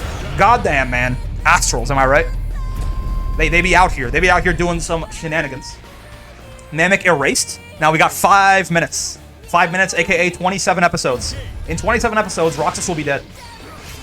Alright, ow. Ooh, baby. Jumping heavy there, gets blocked. That jumping heavy from 2B is quite the tool, man. Oh, nice punish on the DP there, too. Really solid stuff. Gets the conversion with the hammer. This is a really nice combo coming out of Roxus here in mid-screen, getting all that corner carry, and actually not so bad on their skill gauge either, right? Still looking pretty decent as far as skill is concerned. If you catch my drift. Ooh, Raging Strike. Interesting. Did she? I wonder if he had to do that. I feel like that was maybe a bit of an unusual spend of brave points there. I mean, maybe with more damage. Maybe they just want to make sure they can 3-touch Hecko here. That could be the case. That could be the case. Oh, gets called out there again. Though that Gatling gun is minus, and at some distances you can't just straight up hit a button and kill 2B for it. It's what I was talking about earlier, though. That spend on the brave point earlier is now, this is doing so much more damage, and now it's a 2-touch situation for Hecko potentially. One more touch here will probably kill Roxus, especially now after that DP. This is very scary stuff. Unisonic is not going to convert. That is, you are literally anything will kill you at this point. SSBA is going to connect. No, it is not. Oh, but no conversion off of Hecko. Doesn't get the full punish. Could have gotten a Raging Strike there, but wasn't quite ready. The nerves are getting to him a little bit. Oh, baby. Ultimate Karma going to whiff. This is such a scramble right now. Both players just absolutely running around the screen. Double jump going to bait out the Beyblade, but 2H right there. Going to seal that first game for Hecko. Did she just run out of his DP? That's what I'm saying, man. What the hell was that last, like, 10 seconds of that match? Incredibly scrambly stuff. But Hecko, actually, I think last time we had a really big scramble, Hecko was also involved, and they did manage to make their way out of it. And really solid 2H there. Unisonic from Beelzebub is quite difficult to 2H, but 2B's got a massive 2H, so it makes it a little bit more tenable. Speaking of massive 2Hs, Beelzebub is absolutely no slouch there either. Those weird beetle wings that he's rocking right there will clip you from very, very far away. Nice call out on the Raging Strike there with the close L. Oh, but there, again, massive 2Hs into the Karma conversion. That is like the world's easiest hit confirm, huh? Once that Karma hits you, you get sent to goddamn stasis, man. You're like slowed down. Beelzebub has about 75 years to determine what he's gonna do with you. So, nice stuff from Hecko there. Getting SBA'd for his trouble though. Pushed into the corner. Casual walk crossover SBA. That's what I'm saying. Okay, minus on block once again. Ooh, okay, blocked Unisocket is gonna be plus though. More pressure coming out for Hecko here. DPs the buttons. Oh, and you can't jump. With Ultimate Karma, you have to spot dodge it. And nice, that Beyblade there, that EX Beyblade from Bubs is a low. You can do EX Karma into Ult Karma in a combo? Yeah, you can't jump Ult Karma there, unfortunately. You do have to, like, when Beelzebub is kind of like, he's kind of like Zoe Light in a way. When he has 50 meter, you just have to, like, stop doing really committal stuff in neutral. You kind of have to approach him and be ready to spot dodge that Ult Karma, man. Because if you jump, it's a free snipe out for him into some pretty big damages there. Ooh, solid DP, solid DP. And Ult, oh, wait. Is that like a true block string? That what just happened there? Huh. I feel so, right? It can be. I feel like yeah, the charge heavies, you have to either, I guess you have to spot dodge that or just not be blocking them. I feel like there was nothing, it felt like there was nothing Roxus could do about that. Ow, ow, ooh, and the charge projectiles there going to catch out the spot dodge. Active for so long. DP, though, gonna hit nothing but air. Gets punished a little bit. Worst things have happened for getting your DP blocks, for sure, but this gives Roxus some nice pressure, some nice screen position. And with 100% meter here, they get one stray hit on Hecko. It could be the end of them. Ooh, with those projectiles, once again, catching out the spot dodge. Very scary stuff. Let's see. Both players potentially one-touching each other with the next interaction. Ultimate Karma definitely on my mind right now. I wonder if it's on Hecko's. This is chip situation. This is horrible. This is a horrible place to be against Beelzebub, or, oh my god, full screen chain. Absolutely no fear from Roxus there. Incredible option, honestly, to call Hecko out trying to do something from full screen there. It gives him a big combo into the SSBA. God damn. God damn. Hecko, of course, there with chip distance, or with chip situation on Roxus, was definitely trying to just call out, do any sort of projectile to kill Roxus there. Ooh, oh, as I said, really nice conversion off the air-to-air. Doesn't quite get it, but still gets a little bit of damage there, about 1,000, 2,000 damage going. Oh my god. Once again, really solid use of the 2H there. He's got a really nice 2H, and Roxus using it to great effect to stop. Ooh, that spot dodge at that time. Gets the timing a little bit more down. Using it to great effect, though, to stop Unisonic, which is otherwise a really hard move to deal with from Beelzebub in the neutral. So really good stuff by Roxus there, making Hecko guess twice with that dive kick. It's a nice little combo in the corner once again. What's the move? Ooh, oh, and double jumps to bait out the Unisonic. Again, Roxus has been so good at dealing with Unisonic here, man. Oh, are you hitting the button? No, you're okay, but you have to spot dodge that if you want to punish it realistically. Please, they didn't take like a whole bunch of damage, but if you want to punish right there, you got to do that right there. If you want to punish the SSBA from Beelzebub, you do have to spot dodge it, but once again, Roxus is ready for a lot of these more unusual options here coming out of Hecko, and ties that up 1-1. Tense match, yeah, incredibly close stuff. Again, it's best of 5, so we've got a lot more game to play at the very least. At the very least, 2 more games. So let's see who takes it. Ooh. And again, Beelzebub has a lot of different things you have to be ready for. That teleport is technically not real, right? But if you're not ready, if he catches you sleeping at the wheel, you will just die for it. And with how often Beelzebub plays the game, just spinning the entire thing at full screen, it can be very much a jump scare when he suddenly teleports to the other side of you, right? Once again there, Chain catching out Hecko in the startup of one of his moves, in the Karma there, I believe, that time. Alright. Ooh, the bullets there beating out the DP. Interesting stuff.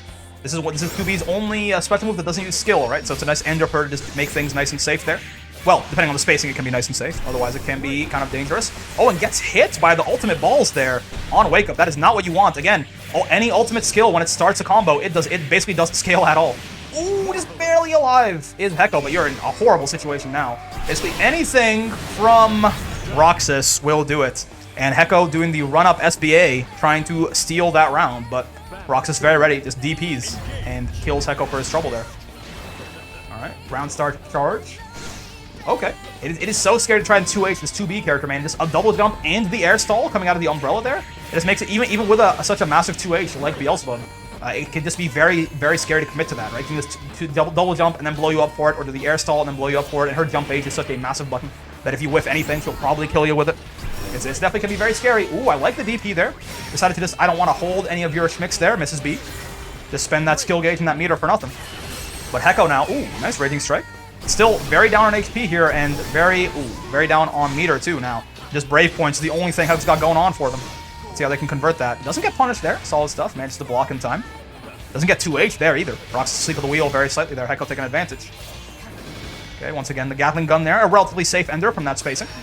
Oh, and the chain, man. I really like the usage of this chain by Roxus. When they see Hecko has just been charging up that EX projectile a whole lot, right, in neutral. And when Hecko sees it, they seem to just be chaining on reaction, and it's working out gangbusters for them. We're gonna have to see how Hecko can adapt to this, but it's been working out really, really well for Roxus. So incredibly good stuff from them. All right, some laser shenaniganry. Ow. Ooh, that actually was not a full conversion. Oh, and Roxus does in fact drop it.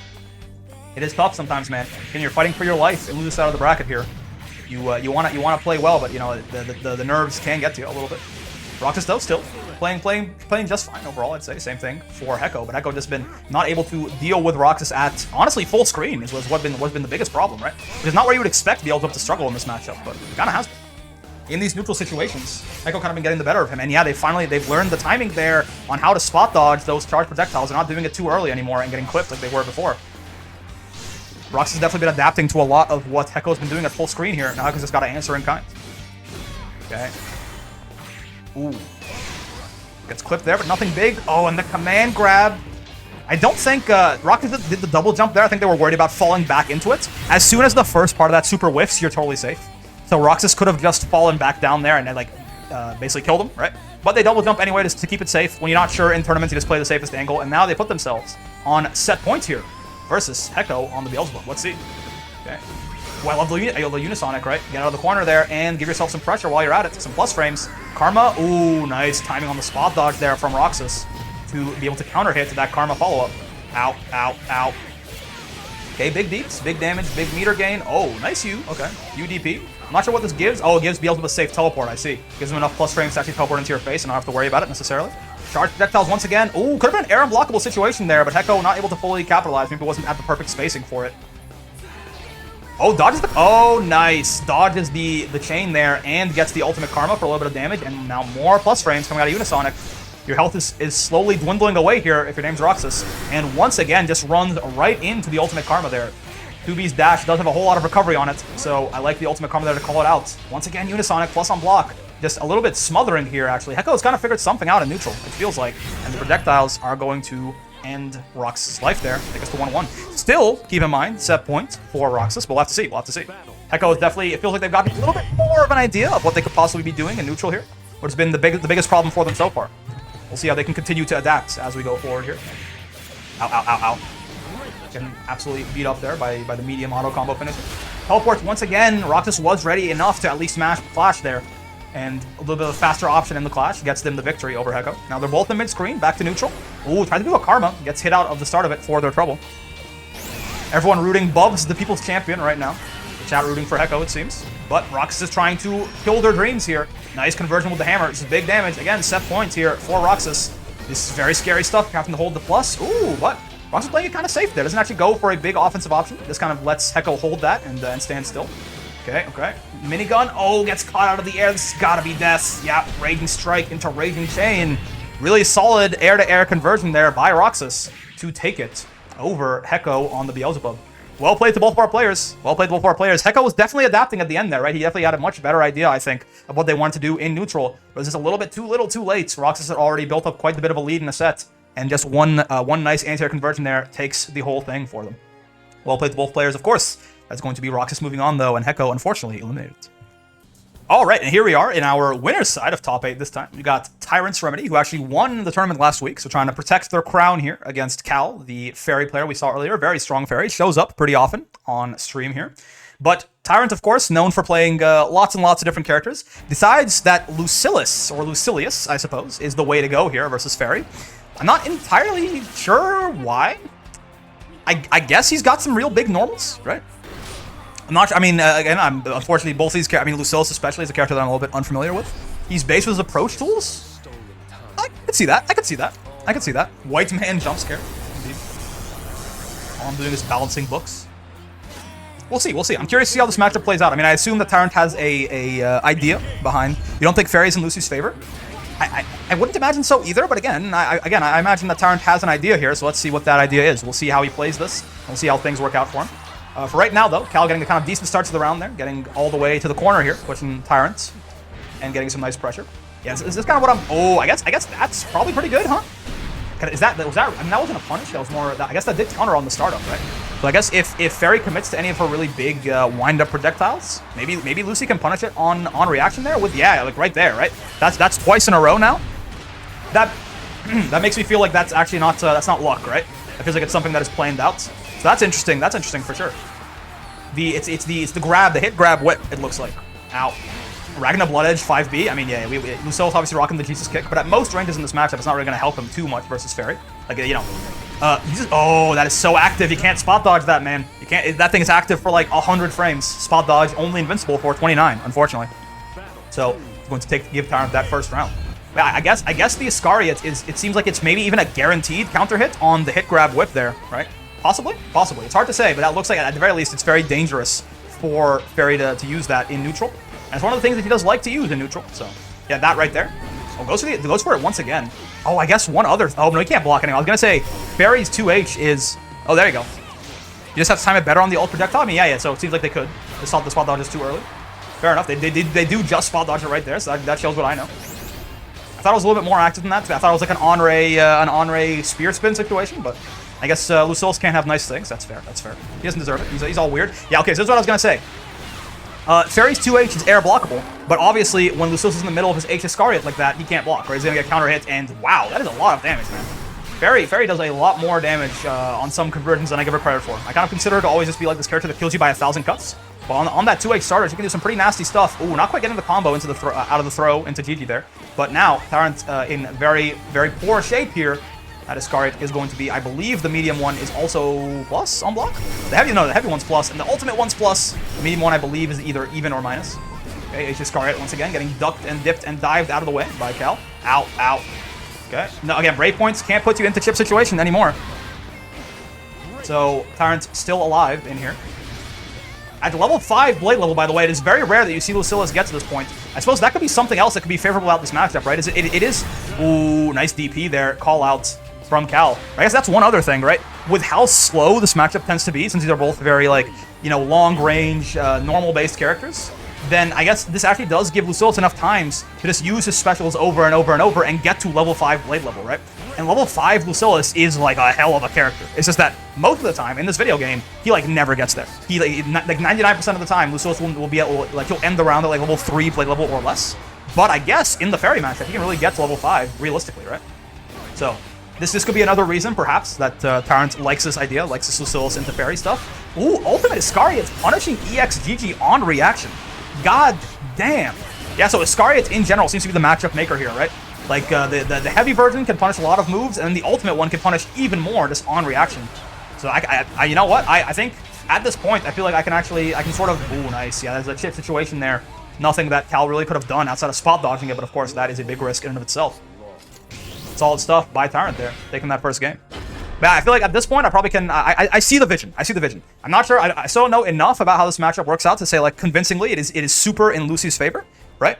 But it just felt like losing... You just felt like using Lucy. That's all. Fair. But now that I'm looking at it, though, I feel like this is actually pretty good for him. This looks really bad for Fairy. Yeah, like, I'm actually somewhat convinced at this point that Iscariot is a really big problem move for Fairy. It seems to... Like, Ultimate Iscariot especially, it seems like... We talked about with the I believe it was Fong and Raha, right? We talked about how Ultimate Clothesline can punish a lot of Fairy stuff on reaction. It feels like Ultimate Iscariot is even faster and can do that to even more of her options, right? So, oh baby. It's definitely an easier matchup than Voss versus Fairy. I mean, most matchups in the game are easier than Voss Fairy, for sure. Okay. Ooh. Again, look at this. He's already at level 3, almost level 4 blade level, right? And they both have a bit of health. Yeah, like him just sitting in stance like that builds blade level. Iscariot builds blade level. This is, like, he's level 5 now. This is, again, very scary stuff if your name's Fairy. Those specials of Lucillus are quite beefy, and for them to be on basically 2-second cooldowns like they are when he's at level 5 blade level, it gets really scary. I like the call-out, though, with the ultimate whip there into the Prankum John. The jumping, as it were. Tyrant took a wrong turn onto Jane and Finch and was very summarily punished for it. Oh, nice Iscariot once again, man. That's what I'm talking about. He punished a lot of these options from Fairy, just on reaction. Okay, 6-6L gonna clash there. Prankum John, absolutely. Though that ultimate whip grab from Fairy there, man, the boys just got that. They jump you. They run you for your fate, as it were. Oh my god, I was gonna say Tyrant's in a chip situation. This is very spooky stuff. And Cal coming down there and beating their ass for it. Being in chip distance against any of these sort of full screen characters is obviously a horrible situation. Of course, Lucy can kind of you can do a little bit with some Iscariot shenanigans, possibly, but it's still very risky. Once again, yeah, again, that movement. I mean, Tyrant is obviously using it very well, but just in general, it seems like on paper, Fairy has to be very, very careful when she throws certain things out, or else she's going to get Iscarioted and reduce status. Nice corner combo here coming out from Tyrant. Ow. Okay. DP on the... oh, God. H Iscariot for your trouble into the Raging Strike conversion. Really solid stuff. Again, big damage coming out here on Cal. Back throw, of course, wake up back throw in the corner. That is the Calcedo special, and they just hit everybody with that. It feels like their back throws have more range than mine, that's for damn sure. Counter hit Wolf starter there, but not a whole lot off of it.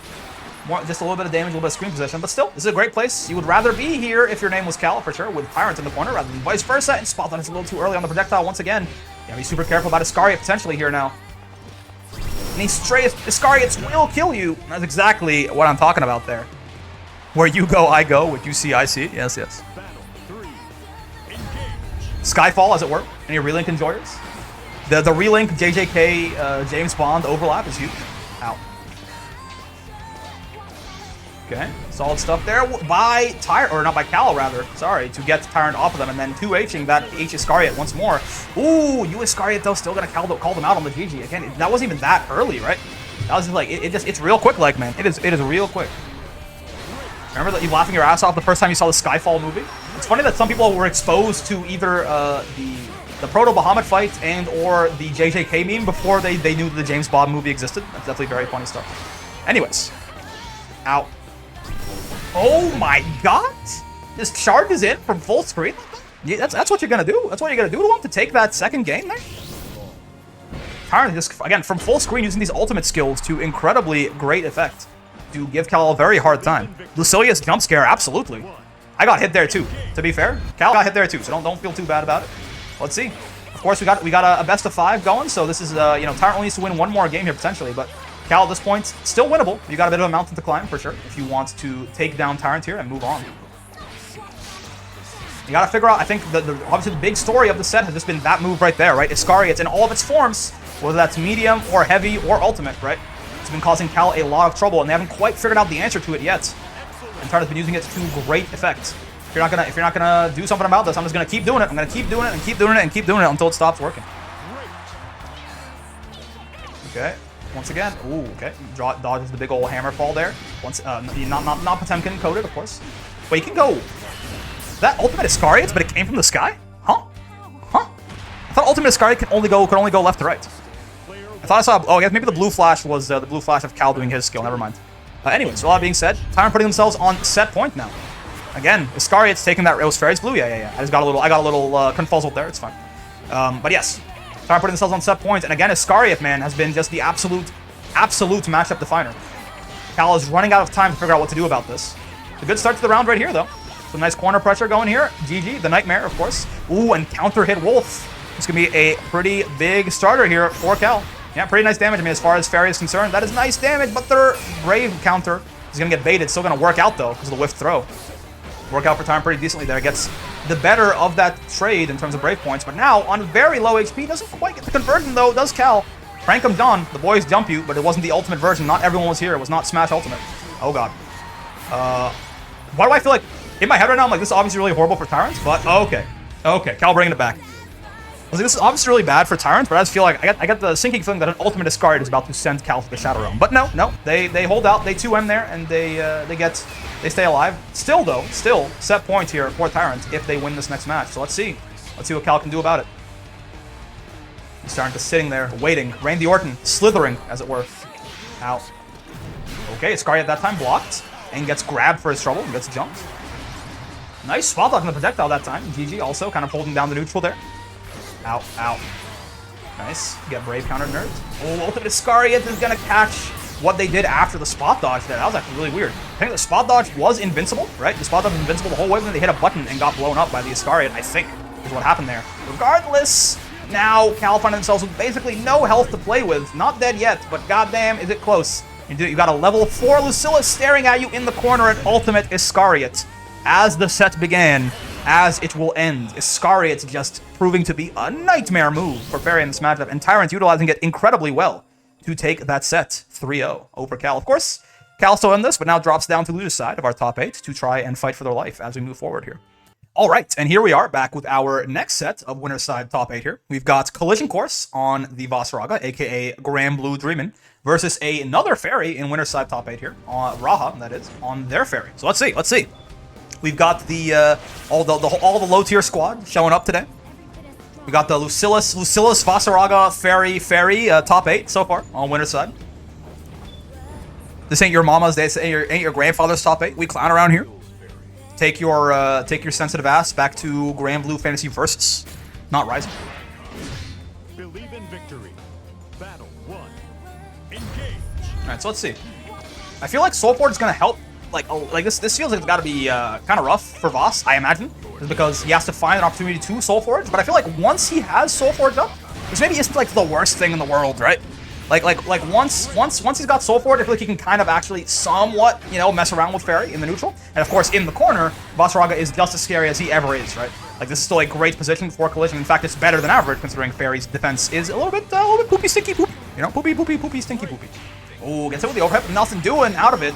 Oh god. A little bit of a missed conversion there, but it happens, you know. It's a scary time. We're out here in top 8. Collision missing that and getting SSBA'd for their trouble. You hate to see it. Big punish coming out here from Raha. Again, half of fighting games is not making too many mistakes of your own. The other half is capitalizing on your opponent's mistakes. So Raha doing a great job of that and spot dodging the ultimate tackle too to get a punish. Normally, if you block that, it'll be, at worst, I think it's like minus... I think it's technically -6, but it pushes Vasaraga away enough that none of your lights are going to reach him, right? But spot dodge there, that is going to be real good and give Raha that first round. Really solid stuff, and the 2H, goddamn. Raha feeling incredibly locked in right now. Oh yeah, tried to throw Collision into the GG hitbox there, but Collision detects that. Very clever. Takes their toes out from under them, though. Once again, the Vasaraga special, that 2M into nonsense. Nice, ultimate tackles through the GG, but once again, Raha is just so ready to spot dodge that, man. You gotta be more careful about that if your name's Collision. Raha just been absolutely blowing them up for that U tackle. It is a great option for Vasaraga, don't get me wrong. But when you got someone who's as ready for it as Raha is there, it becomes very risky very quick. Okay. Ultimate DP, nice, and give him some space, give him some Soul Forge here possibly, right? And just do a little bit of damage, try and close this gap here. I love the medium there. It's one of the furthest reaching, I think it is the furthest reaching follow-up out of the stance there. Just taking Raha's legs out from under them there before they can do anything too nasty. Doesn't quite confirm the fact that they got hit by the big steppers there. Could have maybe gotten a combo and some big damage, but oh god. Chip distance now for Collision. What's the move? Oh, gets Brave countered out, and the ultimate tackle. Really scrambly stuff there, but works out incredibly for Collision. I love that idea. Obviously, ultimate tackle is a big risk there, right? Because it is not a reversal. The armor triggers on frame 6, but if you expected that Raha was going to either kind of sit there and wait for a little bit, or just like do something with a bit of delay on it, right? Then it was a wonderful idea, and it works out great for Collision there. Making Father Fuselet proud, of course. Ow.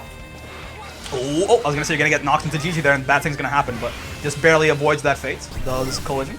Ultimate GG though, this thing's an absolute homing missile of death. Like honestly, you might think the scariest thing on the screen right now, it's not Vasaraga, it's not Fairy, it's GG, man. Voss, he's big and scary, but GG is like a demon sent straight from hell to kill every big body in the game. Don't get it twisted. Ow. Like that, yeah, that little guy right there. Fuck that little guy, man. We're deep enough into the video. I'm bringing out the F words. You can't demonetize me if it's 2.5 hours in. Ow. Okay. Ooh, nice roll through there. Bit of a tricky move from Raha, and this is gonna be the match. Nice conversion. GG, absolutely. Little guy is not GG. Don't do that to me. Nice conversion there from Raha. A little bit of a roll there, a little bit of a sneaky option there to catch Collision off guard. It works out. They convert it, and they take that first game. Good stuff coming out there from Raha. Your will is every bit as strong as they say. Believe in victory. So it's GG and Beppo are the only ones whose names I know. Beppo's the dog. GG is the cat.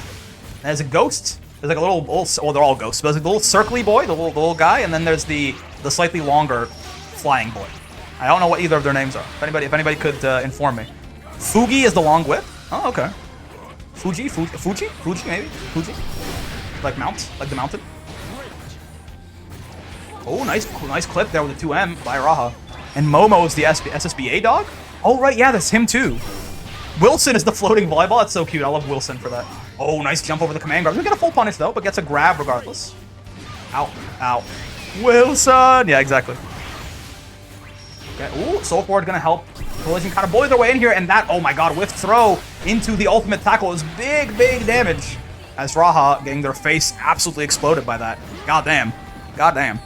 Nicola and Fuji? What the hell? Have I been lied to? Is it not Wilson? Did Fuselet prank me?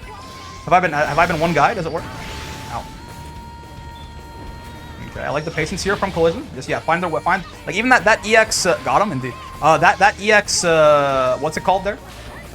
Is the EX battalions, right? It's obviously minus, but it's just nice to let Collision kind of get in Raha's face, then go from there, even if he is minus on block at that point. Howie. Nicholas Little Ball Spirit. There is no Wilson, but there is a Will Son. That's right. And if there's a Will, there's a way. Can't believe Fuselet got me like that. I wanted to believe it because it's so cute. It fits. I feel like Wilson is a good name for a circle. Ow. I'm not talking about Castaway, but it works there too, right? Here's Momo.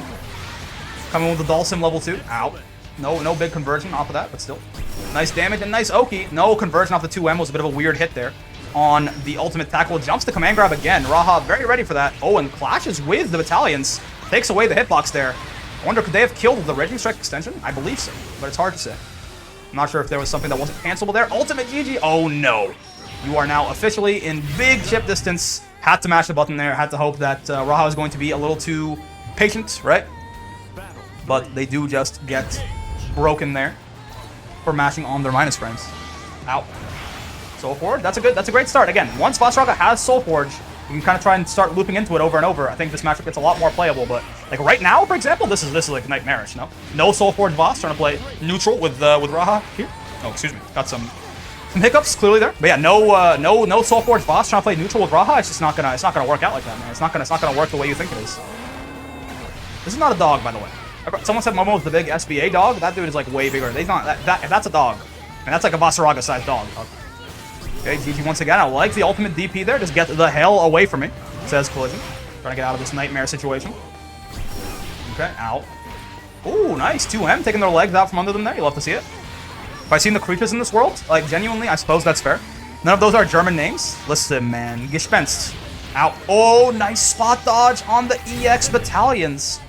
Gonna give, again, Raha's been very good about spot dodging those for the punish, right? The EX is a little bit harder to spot dodge with the 2 hits. They time it right, they spot dodge the second hit there, and they do kill Collision there to take that second game. Of course, best of 5. Still at least one more game to play here. This is looking a little tough now for Collision. They got a lot of room to go here if they want to try and reverse 3-0 Raha and go from there. The game describes him as a ghastly tank. I suppose that's fair. So we're not getting a... Oh, what happened there? Why no rematch? So let's make sure that both players here are aware that it is a first to 3, and we'll head back right away. All right, had a little bit of weirdness there with some some lag in the rematch screen and all that, but looks like hopefully we should be a little bit better now, as Collision is back in here. So let's see. Again, they have a long road ahead of them if they want to at this point reverse 3-0 Raha, which we're gonna have to do to move on. So we shall see. We shall see. A little bit of weird, not enough Al. That's right.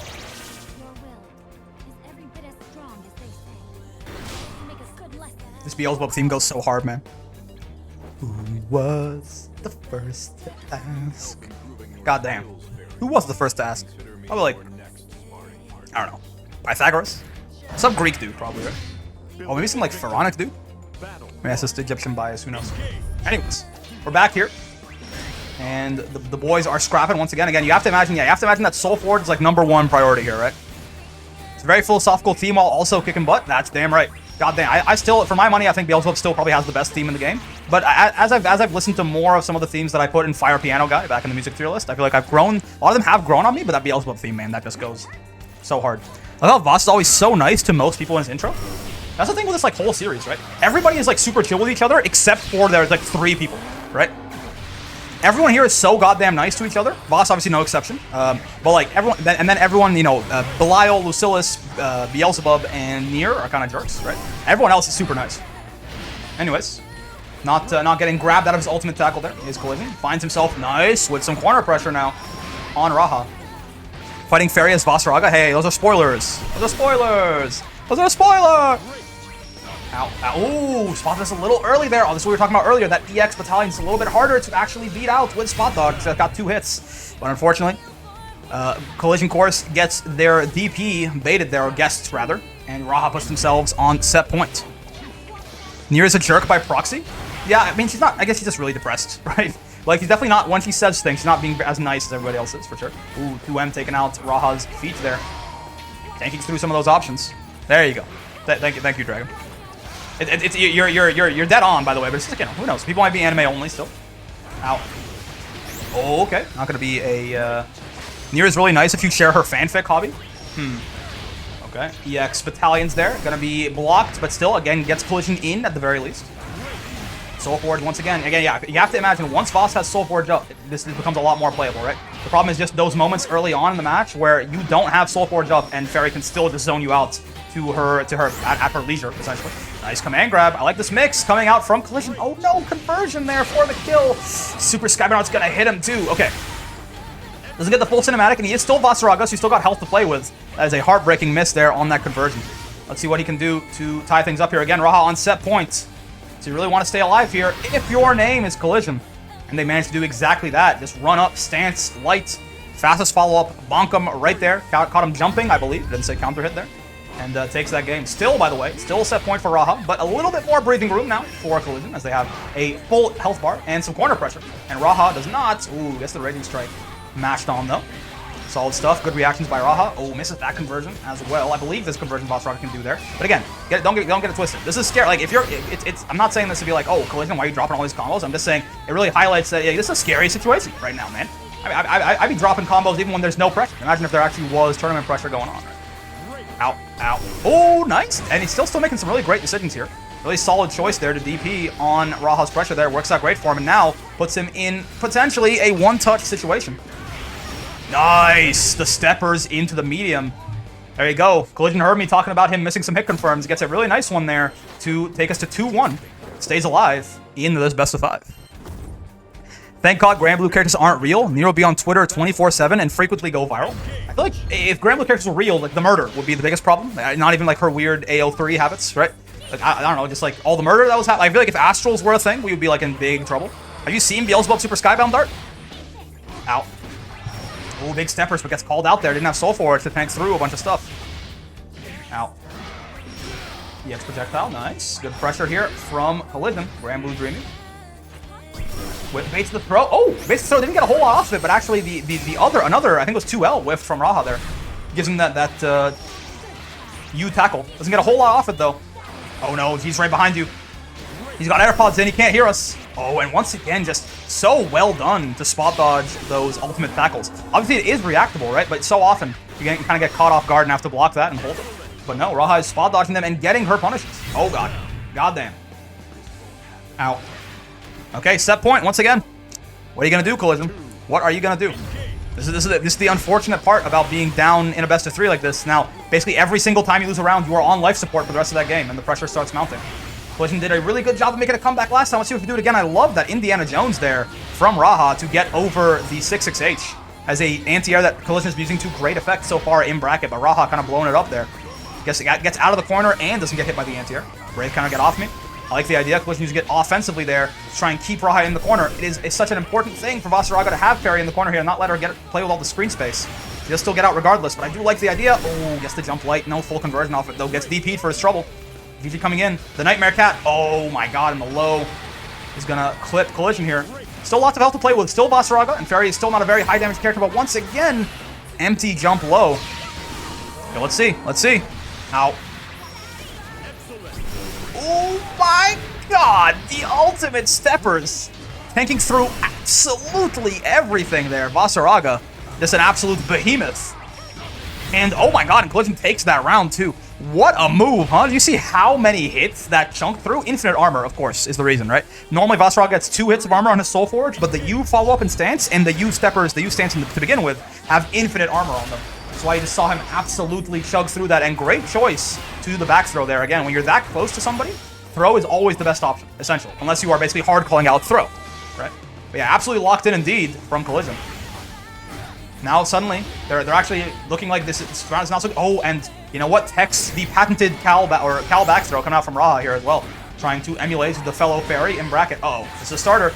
This is big damage. Hold on, Collision is really making their way back into this. They could really tie this up 2-2. This would be a hell of a comeback for them. Out. But of course, they're still not out of the woods yet, especially when their DP whips like that. But no punish from Raha. Not quite ready. Hex to throw the Aki way. The health is definitely leaving. It's slowly whittling down. Oh, nice. But I believe that's Jump M from Vasaraga. They're going to give him a conversion. And Collision, not letting the mental get to him. The mountainous task he has ahead of him. He ties it up 2-2 here. And we're heading to a game 5. Very exciting stuff. Maybe lag is fixed now. Lag can change a lot. Perhaps. Oh, it looks like it may have happened again, though. It may have happened again. We'll be right back. All right, and here we go with our game 5 here. We had a little bit of connection issues, unfortunately, or that's I guess more so some connection skepticism, right? We wanted to go make sure to check the connection, everything was fine. Seems like it's okay. Seems like it's okay enough, at least. So now we will be heading into game 5 here and going from there. Let's see. Collision has mounted a hell of a comeback so far, but Raha, of course, still just as in this as anybody. Right? All that happened is before they had a massive lead, and now they're just even. It's not like they're behind or anything. So anyone's game here, to be sure. Been a very close set so far. Collision has managed to stay alive. Let's see if they can close it out here and finish off the reverse 3-0. Raha, I think, is actually They were the first person to reverse 3-0 somebody in this bracket so far on a Granathan, actually. But now they may be staring down the barrel of that same fate if they're not careful. I'm gonna call the little ball Wilson, by the way. It just makes too much sense. I know that was just Fuselit trolling me, but I like Wilson as a name. Ow. Ooh, is he clipping there? It's gonna be a nice little combo. Not a ton of damage, but oh wait, actually it's a Skybound Dart. It's gonna be a nice chunk, believe it or not. And the Raging Strike setup, that was a little filthy. That was kind of filthy by Raha. Meaty Raging Strikes like that on landing can be a little bit hard to react to. And gonna get called out there. Can't mash on that gap. That's going to be Raha putting themselves on set point once again. Let's see. All balls should be called Wilson. That's right, that's right. You're spitting. Okay. Collision getting a nice little poke there, but not a whole lot off of it. EX Battalions, oh, properly spot dodged by Raha this time. Again, that is the hardest one to spot dodge because of the 2 hits. You gotta spot dodge both once one of them whiffs, right? And the timing's a little bit tighter. But Raha is still very capable of doing so and has done so. GG now holding down the neutral.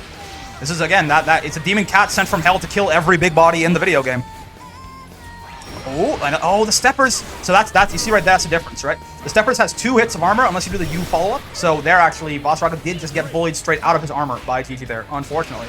Oh, and this is gonna be big damage. You're still alive if you're Collision, but this is looking real spooky now. Any throw or any conversion at this point, literally any normal even, will just spell the end of your life. You're almost at chip distance, let alone.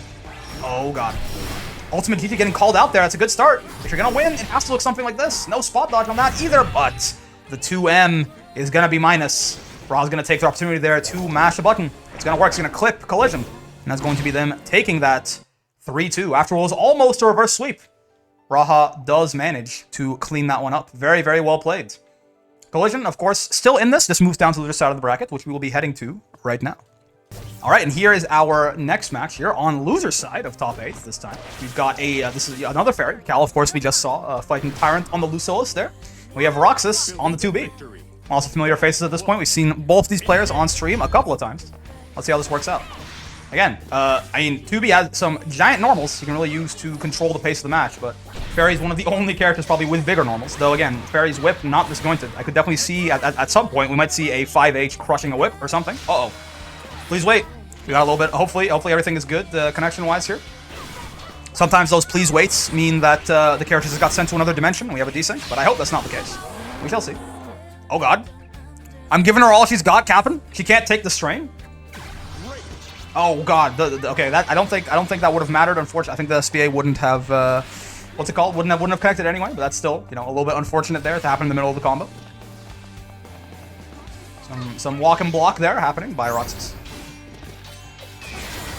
Brave counter for your trouble. Oh, dodges the chain. Really good stuff, but unfortunately doesn't quite manage to punish with the 2M there. But solid reactions from Cal. What the hell is that move? What the hell is that move? Uh-huh. Oh, backdashes right into GG.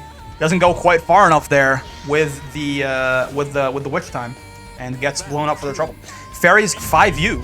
What the hell? I feel like I've never seen that move. Maybe I'm crazy. Ow. Okay, some dive kick action. Yeah, again, this is like, I feel like I could see how this could be kind of difficult for 2B, right? If you can't just use like her chain or something, just gimmick her way in on Fairy. She kind of is supposed to just control the screen with her giant normals, but Fairy, if she gets a distance at the very least, can like just basically do it better, right? So of course, in the corner here, 2B's corner pressure can be kind of scary at times, and Fairy's defense is definitely very, very poopy. So let's see. Yeah, nice rocket extension there. Gives you a little bit more damage into probably, again, this is the next touch. If it's a combo starter, will kill. So Roxus in a good position here. I like the 2 Ls there. Calling out the staring contest. Refuses to be afraid. 2B is also really, really fast, right? Yes, you can just dash up from almost anywhere and suddenly get into 5H range. Exactly what Roxus kind of does there, right? And blows up Cal in the corner there, taking it 1-1. 2B is a weird, sort of annoying matchup for Fairy. I can see that. I'm just saying, I think there are definitely spaces here where 2B wants to, where Fairy can actually have a good time, I think. Is that 2B is very good at closing distance, to be fair. She's now a 6XL, but she is totally okay without it. Okay, more Gatling bullets, it's fine. Not the most damage in the world. I like the Brave counter on that. Obviously, it's very, they've committed to something pretty big. Uh-oh. Uh-oh. This is a long one. Hopefully, everyone hopefully wired up, but possibly not, possibly not. I might have to implement some connection tests for the next one. We'll have to see. Make sure that everybody is rocking something pretty feasible there. We'll do our best, though. The players at this point will have to fight through the whatever the hell is going on here. I'm sure. I hope it's playable for them. All right. Ooh. Little punish there. Little whiff punish with the 5L. Connection test. I'm dead. You might be. You very well might be. Connection test eliminates Australia. Maybe maybe we might have to. Maybe I'll have to do that. We'll see. We'll see. Grape Soda might have to go the way of the dodo. Ow. It's a bad situation for Roxus. Oh, I was gonna say is what I would say. If they didn't just get that straight hit into SSBA here. This will be the full cutscene too. I will say.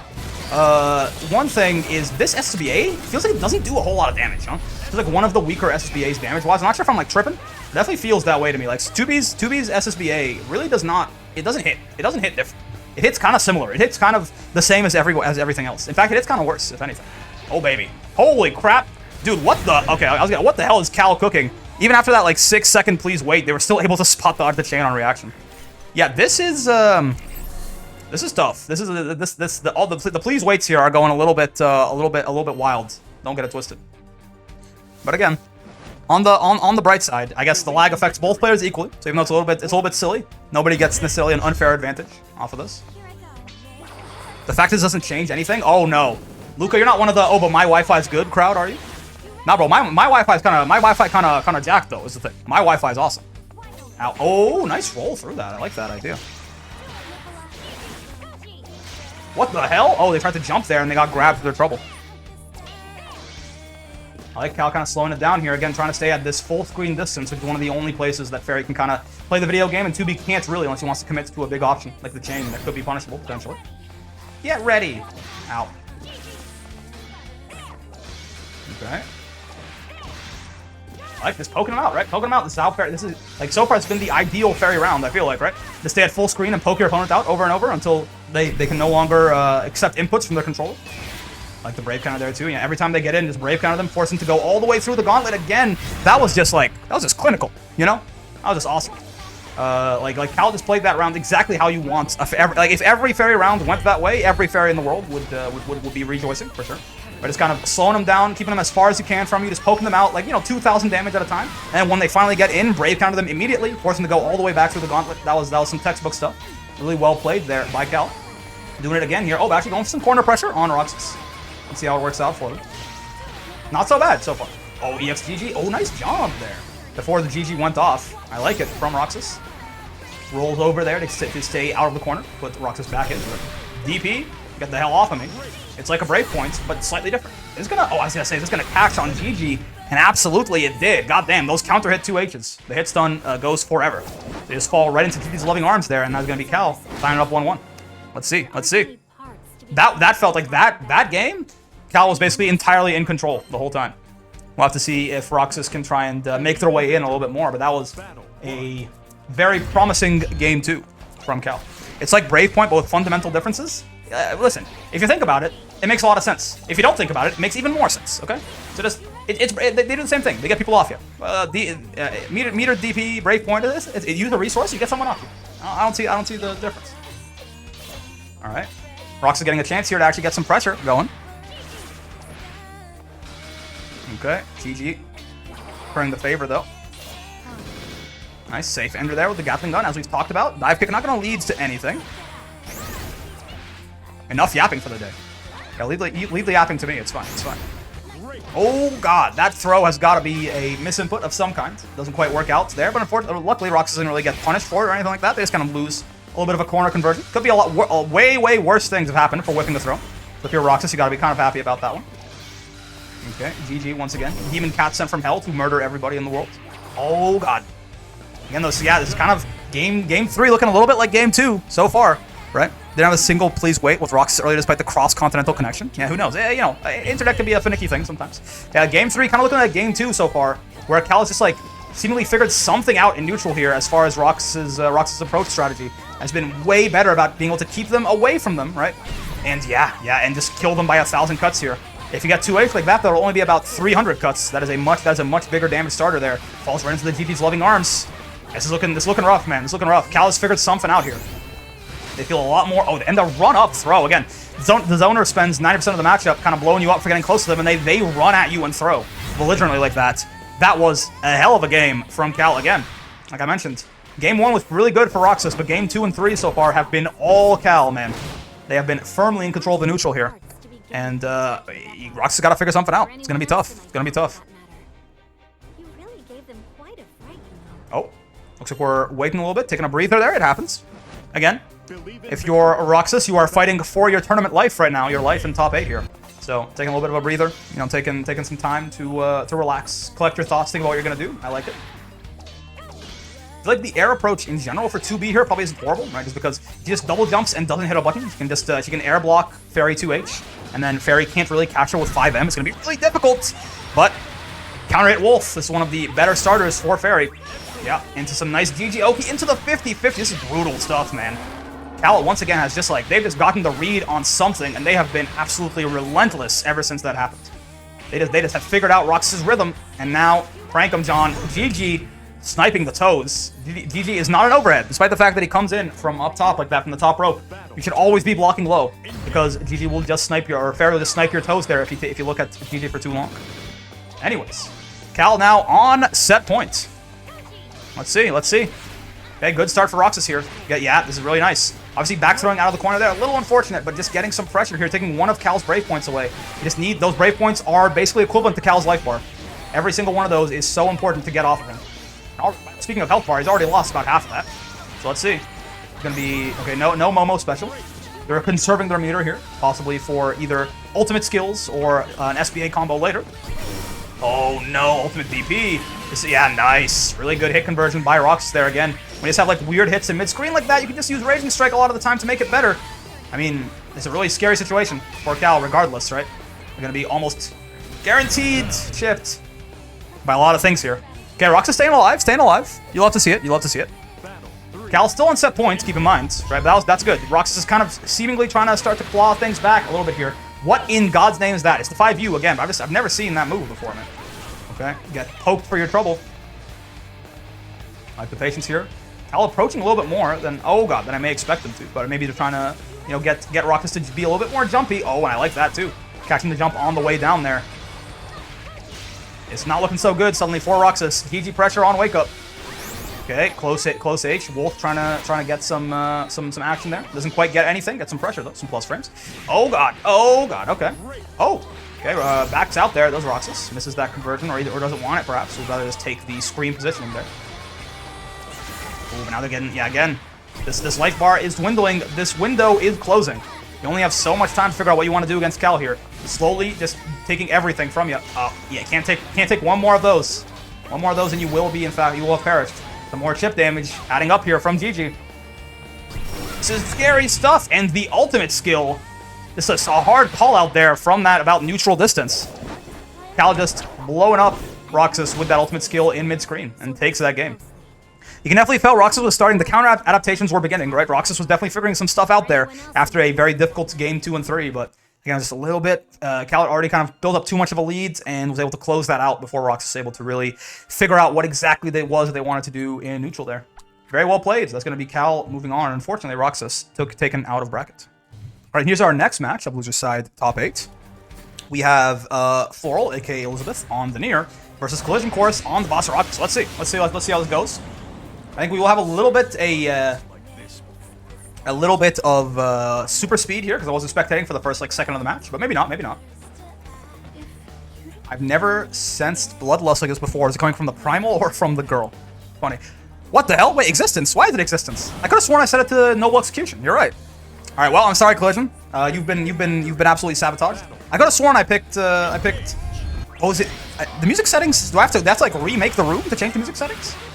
Room settings, not battle settings? Oopsie, et toble, I'm sorry. Collision Course requested that I switch the Beelzebub theme out because he said it was his downfall in the past set. But unfortunately, I hit an et toble and I changed the wrong setting. So now they have to, you know what? Getting over challenges, overcoming roadblocks, that's what heroes do, okay?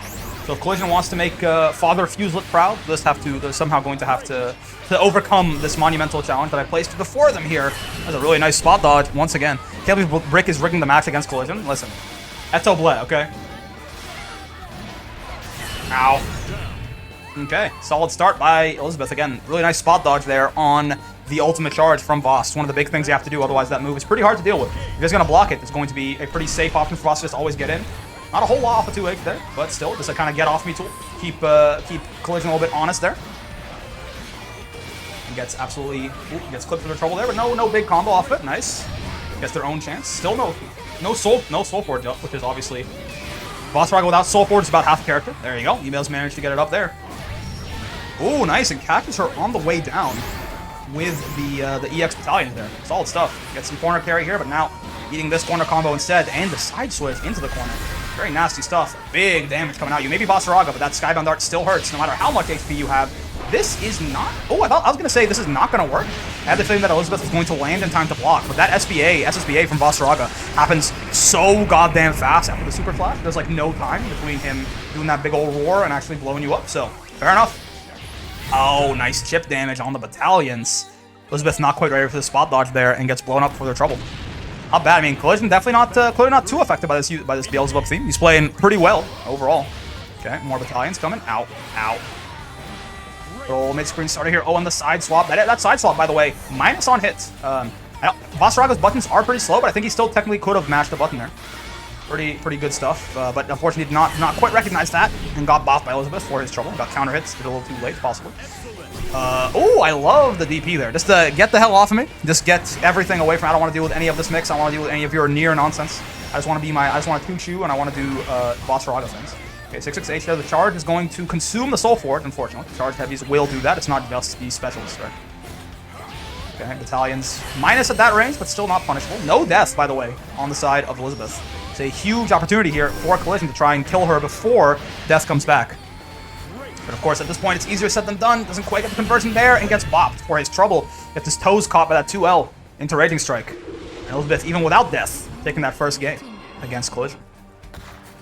It is always, again, it's when Nier doesn't have death up, obviously it's really good for the person who's fighting Nier, but it can also, it can almost be like a little bit of a, like, it can make you play a little bit worse, right? Because you're just like so panicked, you are so desperately trying to kill Nier before that bar fills back up, that you can make some plays that maybe you shouldn't, or you wouldn't normally, right?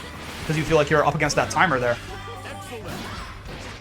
Floral making good use of that to find a gap in Collision's pressure and take that first game. Now, big mid-screen damage coming out of Nier, as always. Oh, nice, blocks the big steppers into the sweep there. Ultimate grab. It's going to be some nice Oki here, some nice pressure potentially for Collision. Oh, meets the jump, but does not win the air-to-air war. Gets his ultimate tackle, jumped over to Raging Strike, beat up. Collision is having a rough go of it in the corner so far. Let's see what he can pull out. I love that. I love that cancel. Elizabeth's trying to cancel into a special move, and a lot of them do have quite a bit of startup from Nier. So Collision gets the better of that clash, but still going to get caught out in mid-screen here by buttoning to death. And it goes a little bad for them as Elizabeth takes that first round of the second game. Okay, decent start here, getting the jumping, getting some Soul Forge early. Oh, whiffs that though. Now Soul Forge is gone. It's still a good position though for Collision, of course. Having some nice corner pressure here on Elizabeth. Oh, and they try to roll out of the corner there. Honestly, maybe still worth it to take some big damage there for sure. Oh no, hold on a minute. Not worth it at all. Collision wanted to make sure this is not worth it for them. That was a lot of damage, a big conversion there. I was gonna say, maybe still worth to take a little bit of damage there, but at least be out of the corner, but no.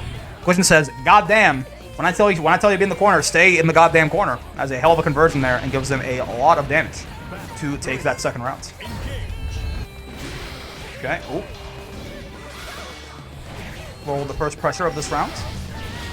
Hiding right under death there. Funny stuff. EX battalions again, punishable or minus, but not punishable. So it's a nice way for Boss Raga to get in, though it does consume his soul force. It's obviously big stinky poo poo for him. Gets hit by the jump in there. Counter hit out of maybe the start of a 2H or something. Or even the start of the command grab, possibly. Okay, EX projectile. Ow. It's gonna be the big, it's a big volleyball combo. The bump set spike, as it were. Here's the spike coming. You are alive, but you know, in quotation marks. As always, oh no! And got counter hit doing something there. Was trying to mash. Maybe want to DP and misinputted it, or otherwise just wanted to mash before that came out, but unfortunately not going to work out great for Collision there, and that's going to be Floral going up 2-0 so far in this game. Oh, he spot dodges the light follow up there, and gets a punish on it too, or a counter hit, I suppose. It's not a punish. And that thing recovers so fast on whiff. What the hell? Oh yeah, right. I've seen this before. Death can kind of like they can eat the Brave counter on the Raging Strike, right? I'm not sure what exactly the setup is. God damn, I was gonna say, and they're out of death now, but it doesn't matter. They do just kill him anyway there, and now that's Floral on set point. That's a really, really nasty thing that Floral just pulled off there again. Raging Strike setup there, and the Brave counter doesn't even go through. Death just eats it. So, oh god. So you spend 2 of your Brave points, you don't even get any pressure off of it or any safety, right? Anyways, Collision still, or Collisions though, finding some pressure in the corner here regardless. Unfortunately for his trouble though, gets side switched and put in the corner now. Having to eat all this near plus frames. I like the ultimate DP though. Again, catching people on the way down from a jump with that ultimate DP from Boss Raha tends to be very, very effective. You aren't ready for it normally, for that to happen. Ow. Basketball, volleyball, etc. combo once again. Bump set spike, as it were, and I'm pretty sure this is going to be death for Collision, unfortunately, and that is exactly what it's going to be. As Elizabeth takes that set. I believe that's 3-0. Am I correct? I am indeed correct. Unfortunate stuff there from Collision, but Floral was just so... I mean, they had that tech coming out of their ears, man. They were very familiar with all of the Boss Raha options, clearly, right? They were spot dodging where they should be spot dodging, and they were mashing where they should be mashing. And unfortunately, also had some really crazy setups of their own there with that, for example, that Raging Strike bait. In any case, that is going to be Collision, unfortunately eliminated, and Floral moving on in the bracket. So now we're going to go back over to our winner's side here and swap back over. All right, and here we are with our winners finals. We got Tyrant's Remedy on, for some reason, the Avatar Belial versus Raha on the Fairy here. Tyrant plays a bunch of characters, and he decided for winners finals, he decided he would pick bottom one with a bullet, so they're going to be interesting. I mean, in all seriousness, Avatar, I feel like, I mean, if there's any character that his health is not going to hurt him against too much, right? Fairy does very little damage on average, so, you know, that's something. He's got lasers that go full screen. He's fast. He can teleport, right? Maybe. I don't know, man. I just, again, I'm trying to beat the allegations here. Everybody keeps telling me that I'm an Abel hater, and it's not the case. Again, I'm an Abel lover. I want it to be buffed. I hate how weak he is, not who he is. But yeah, so I'm trying to be like, oh, maybe he can do something in this matchup. We'll see. We'll see what Tyrant can cook up here. Of course, Raha on the Fairy, as always. Looking very strong on this character throughout the whole tournament. Hasn't dropped a set yet, of course. Ow. Guess her toes clipped. And on the bright side, I mean, Fairy also has less health, right? She's rocking 15k to Avatar's 14k. So Avatar's big damage is going to be even bigger on this character, right? Like, these combos are going to do even more damage than they usually might. He is already under half health against Fairy, of all people, right? So, you know, but again, it's going to happen anyway. So if you're gonna play like the squishiest character in the game, you might as well play them against like the lowest damage character in the game, right? Looks like that's actually working out kind of decently so far for Tyrant as they managed to take that first game with SSBA. This is unironically, right? Again, Avatar low damage characters will be a lot less scary for Avatar, right? And Fairy is basically off of, unless he gets like a 2-8 starter or like, I don't know, like SSBA or SBA or something like that, her damage is very low. So this really might not be like the worst thing in the world for Abel here. And again, her health is also low. Her defense is also quite bad, right? I can see a world where this works out, right? I don't think it's necessarily, like, Avatar has much worse matchups, I think. He's also fast, he's got some good full screen stuff going on, he can teleport, right? I was kind of saying it as a joke, but it's true. He has things he can do in this matchup, right? There's got to be way worse matchups for Avatar than Fairy. It's like, in general, I mean, why would you ever play Avatar if you could play almost anybody else, is sort of the idea here. Like, that Lucilla seemed really, really nice against Fairy in the last game by Tyrant, but I guess he doesn't want to repeat characters. Ow. Okay. Raha finding themselves some nice corner pressure here. You know that the SSBA, though, is on everybody's minds, but you gotta react to the overheads. You can't just sit back and down back there forever. Back out of the Abel hating, it's not Abel hating. I'm just saying that, you know, Lucilla seemed like he had a really favorable matchup here. So I don't, you know, why not go for the favorable matchup? That's it. That's all I'm saying. That's okay. That's all I'm saying. Ow. Okay. Lots of block pressure coming out here from Tyrant at the cost of some of his own health, but not too much. Not too much. It's gonna be a big combo now.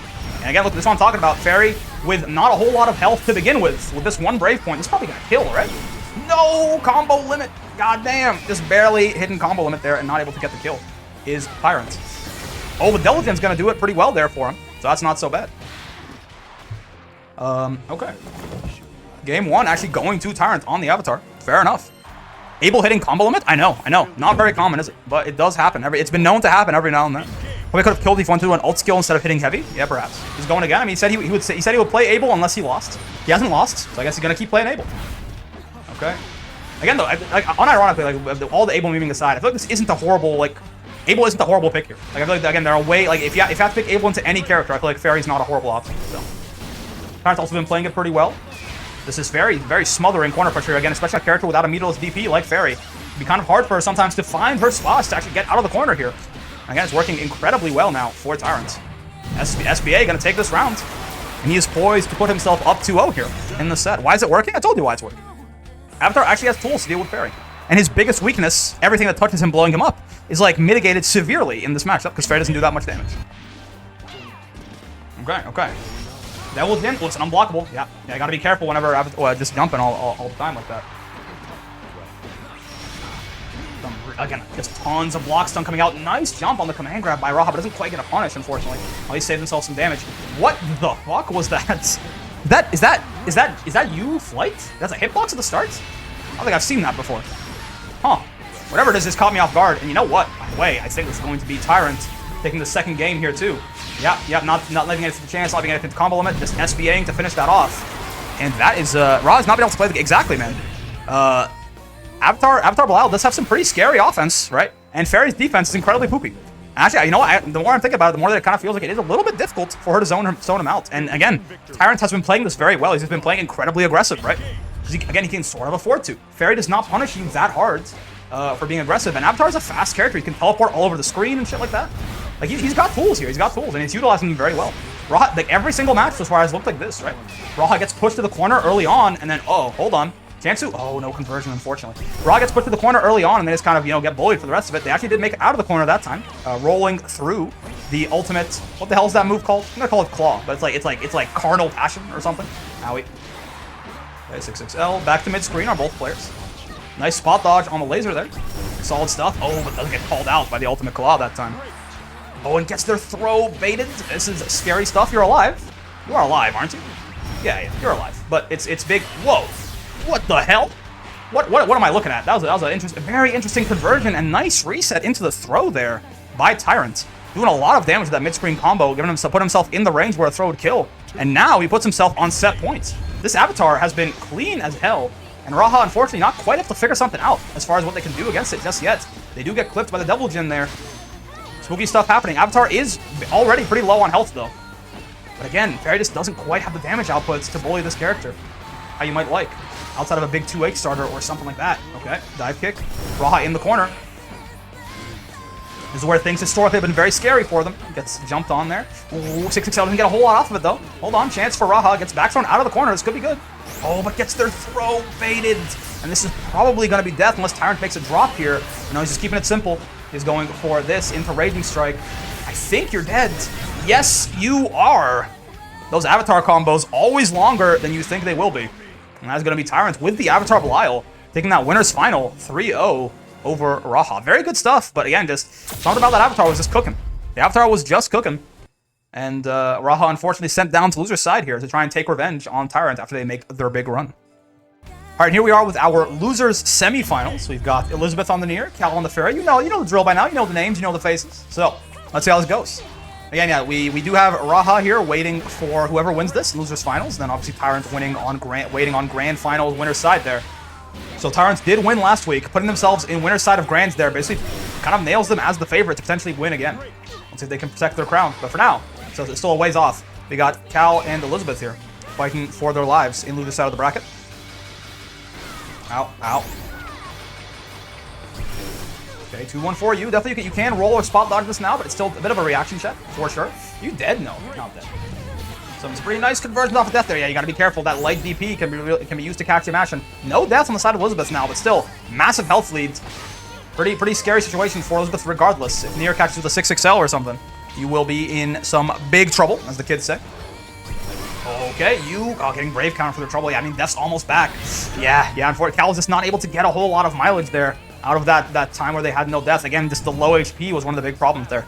You couldn't really be aggressive and just try to kill Elizabeth because at the end of the day, even just like you saw there, I think it was a far H maybe, or a far M, it just kills you, right? Alright, so let's see. Oh, nice block on the overhead there. That can be when GP's out like that. That overhead will lead to a full combo. So good awareness from Elizabeth to block that one. Still getting comboed in the corner for their trouble though. Let's see, again, Nier's defense a little bit stinkier than it used to be now. I mean, a lot stinkier than it used to be now that her DP has been so neutered. So a little bit harder for her to just kind of bully her way out of those corner situations. Elizabeth finding a way regardless though. Still now on quite low HP. UGG is just relentless. Heat-seeking missile sent from the afterlife to end your life. Ow, ow. Still, even with the jump back there, Captain Elizabeth, and just gets the wake-up DP on the run-up there to tie it up 1-1. Guys, the Beelzebub team goes so hard. I'm sorry. I'm biased, but like, I'm sorry. Ow.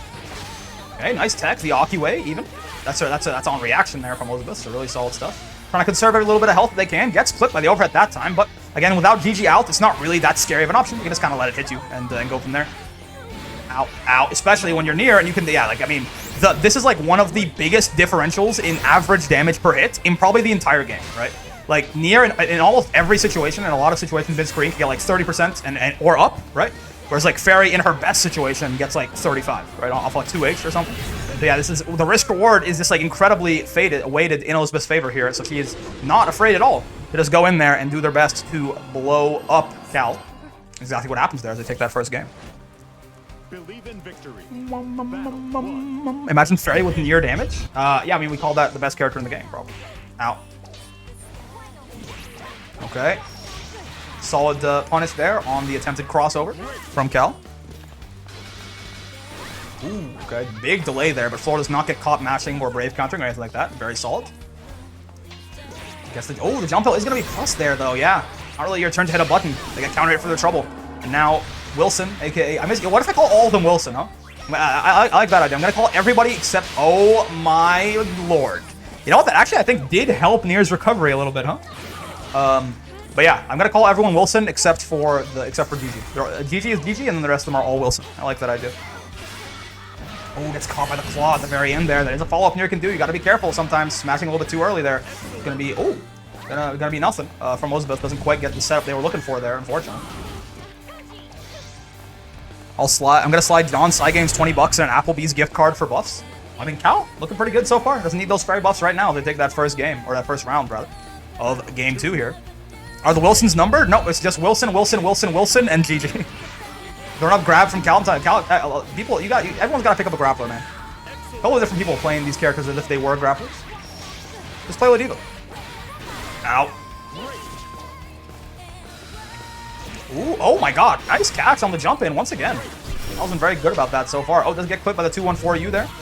Death coming in. Oh, other side of you. Opposite sides. I mean, Nier was a little bit too far to actually capitalize there, but again, Death being on one side and Nier being on the other is the worst case scenario. Oh, nice. Yeah, there's the nerfs coming into play, right? That move probably, that exact spot dodge probably would have gotten clipped by that in the last patch, but no. This time, Cal gets to get away with their life, and also with some big damage here. Only one death stock remaining for Elizabeth, so he's got to make this count. That counts. Getting out of the corner, give himself a chance, but now again, no deaths at all on stage for Elizabeth. Oh, but gets the hit confirm anyway. Nice. Has a brave point there.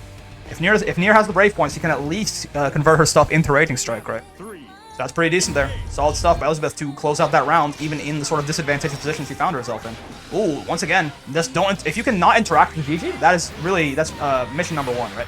If in some way, shape, or form you can just keep yourself from blocking whatever GG does, then you're winning. You're winning. That's exactly what Elizabeth does there. They jump straight back to avoid the GG nonsense. And now find themselves some good corner pressure here on Cal. Lots of damage already done in the mid-screen, and yet now you're in the corner, you're Fairy, you're awfully stinky on defense, and you have Nier, one of the scariest characters in the game to get touched by. Staring you down here in the corner. Okay. Ooh, doesn't go for the claw follow-up that time. Okay. Oh, it's gonna be Yak. Nice conversion, god damn. I was like, oh, this guy a little bit of a touch there, but no. They converted that fully with the Raging Strike into a kill. So Elizabeth going up 2-0 there. Naming every side character Wilson except GG. That's right. That's right. We've got Nier summoning her puppets. Wilson. Zeta Spear is Wilson. That's right. Great Scythe Wilson. Obviously, yeah, GG and then Wilson, Wilson, Wilson, and Wilson there for Fairy. Right. When you pick random, Wilson is the one who picks the characters for you, and they're in the back there, the little Harvin with the eye patch cheering you on. Oh, bad starts of the round here again for Cal. Find themselves in the corner now with this death pressure. Nice DP to get out of it though, and kill Death at the same time. Uses gun as a name. I can't remember it, but now it's Wilson. Exactly. Ooh, nice clip there on the toes too. Hold on. Cal's kind of coming back into this. Basically got the health lead at this point. Nice spot dodge on the 2-1-4U once again. Doesn't quite catch that jump in like they have been so far. GG unable to really interact there, but at least did hold down the spacing for him. Oh, nice roll through the projectile. Now Death's in your face. Oh, gets clipped by the low. I believe that's Nier's 2L. It is deceptively big, man. It's deceptively big. You get caught by that from pretty far away. And this is now Elizabeth on set points. 2M? Oh, okay, that makes a lot more sense. Yeah. That makes more sense as to why its range is the way that it is. But yes. Ow. Whoa, oh yeah, right. He has a 6-frame 2M, is that right? Or is it a 6-frame 5M? Wasn't even a low, fair enough. Ow.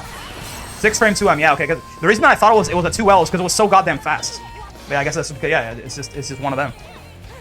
Okay, anyways, Elizabeth is out. Oh, I was gonna say marching towards a potential win here, but it looks like, oh no, I guess it looks like they already have it, but they dropped the conversion there. Hold on. Chance for Cal.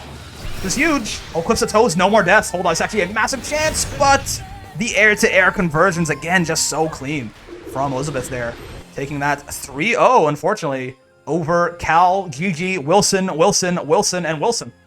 Really well-played stuff by Cal, but unfortunately that has been eliminated, and that's Elizabeth moving on to Grand Finals to fight, or not Grand Finals, Losers Finals, to fight another Fairy. So let's see how that goes. All right, here we are with our Losers Finals. It's more, this may look familiar. This is exactly what our Losers Semis was. The Fairy has been swapped out. Instead of Cal, who unfortunately did get taken out, we do have Raha here now on the Fairy. Let's see if Elizabeth can do as well against this one as she did against the last one. Oh man. Raha controlling the space pretty well so far, but yeah, again, this is the problem, right? All of that poking from Raha immediately equaled. Yeah, and there you go again, Death absorbing the Raging Strike. Such a nasty setup there from Floral. God damn. And Raha finding themselves in big danger at the start of this second round, or this first round, this first game. Yeah, again, it's just like, you know, Raha spent all that time controlling the space, controlling the screen, and then all of that poking equaled by one near mid-screen combo. It's a very tough. You just have to be in control for so long here as Fairy. Let's see if Raha can manage it. Nice spot dodge on the 2-1-4U. Hold on. Only one death stock left on Elizabeth here. If you can't make it count, this could actually very quickly get very ugly for her. No brave points and no death. If she runs out of that stock, it means things can get really bad real quick. Like, no special cancel there. Again, the special cancel would run her out of death stocks. Being very conservative here is Elizabeth. Oh, gets their toes clipped for it though. Hold on. Ah, the throw. Tries to roll to the other side there. Gets thrown for their trouble. It's going to be Elizabeth taking that first round. Very close, very close. But Elizabeth so far in the lead. See what Raha can cook up as it goes on here. Nice catch on the landing there. You can just outsource your request to the community. Yeah, if you don't have an idea, Tyrant, if you do end up winning, and again, just by virtue of being the person on Grand Finals winner's side, you are definitely the favorite, right? So if you do end up winning, and you don't have an idea, yeah, just ask, within reason, you can outsource if you want. Yeah, that's your right as the champion, I suppose. Oh god. Okay, big starter here from Elizabeth into the Raging Strike. Once again, Raha finding themselves in the corner here. Big spooky times. Not where you want to be against near as anybody, but especially not as Fairy. Oh, and gets the Brave counter baited. Really just clever, like really quick. Just like, you know, bang, bang, bang, bang callouts there by Elizabeth. In the heat of the moment, expected the Brave counter, baits it out, and takes that first game. God damn. God damn. Battle 1. Engage. Ow. Okay. Ground start poke there. Nice stuff by Raha. Who was the first to ask, now that I think about it? Ow.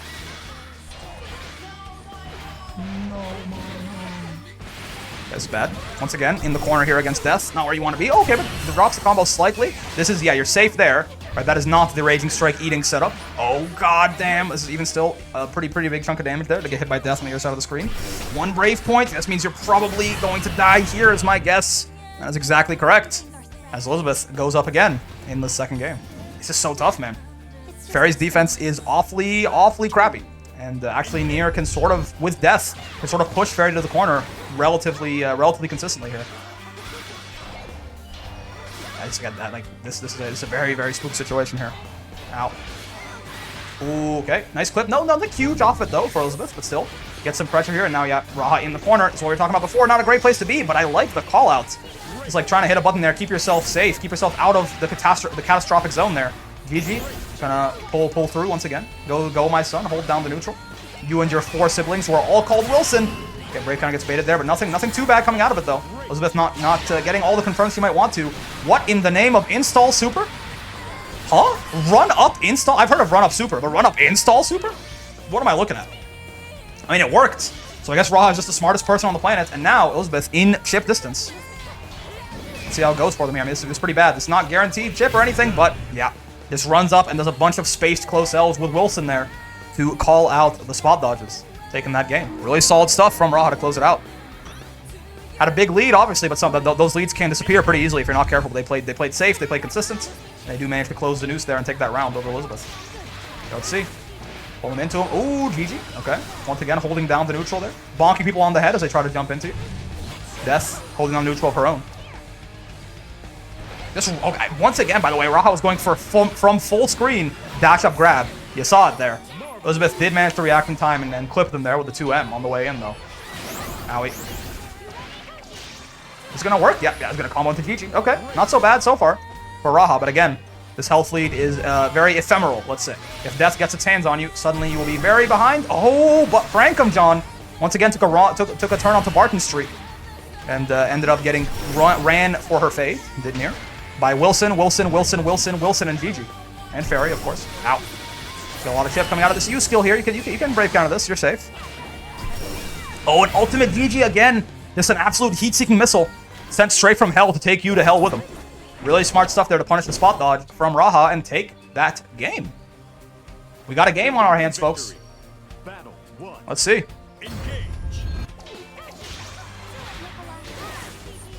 Okay. Oh, is he going to catch him here? No, not quite. They kind of walked back into him, unfortunately. Wilson catching on the whip there. Oh, I was going to say, Elizabeth is like, it's like Jaws, man. I hear the music in my head. Slowly getting closer.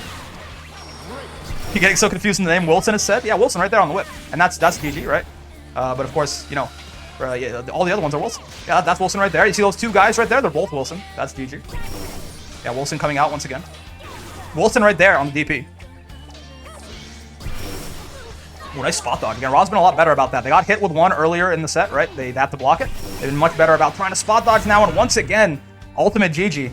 Just an absolute heat-seeking missile. Beating out the attempted, I believe that was a roll there from Elizabeth, and giving Raha that round. Wilson is the cameraman too, showing the gameplay. That's right, that's right. Ooh, Elizabeth finding their way in. Death dying for the trouble though.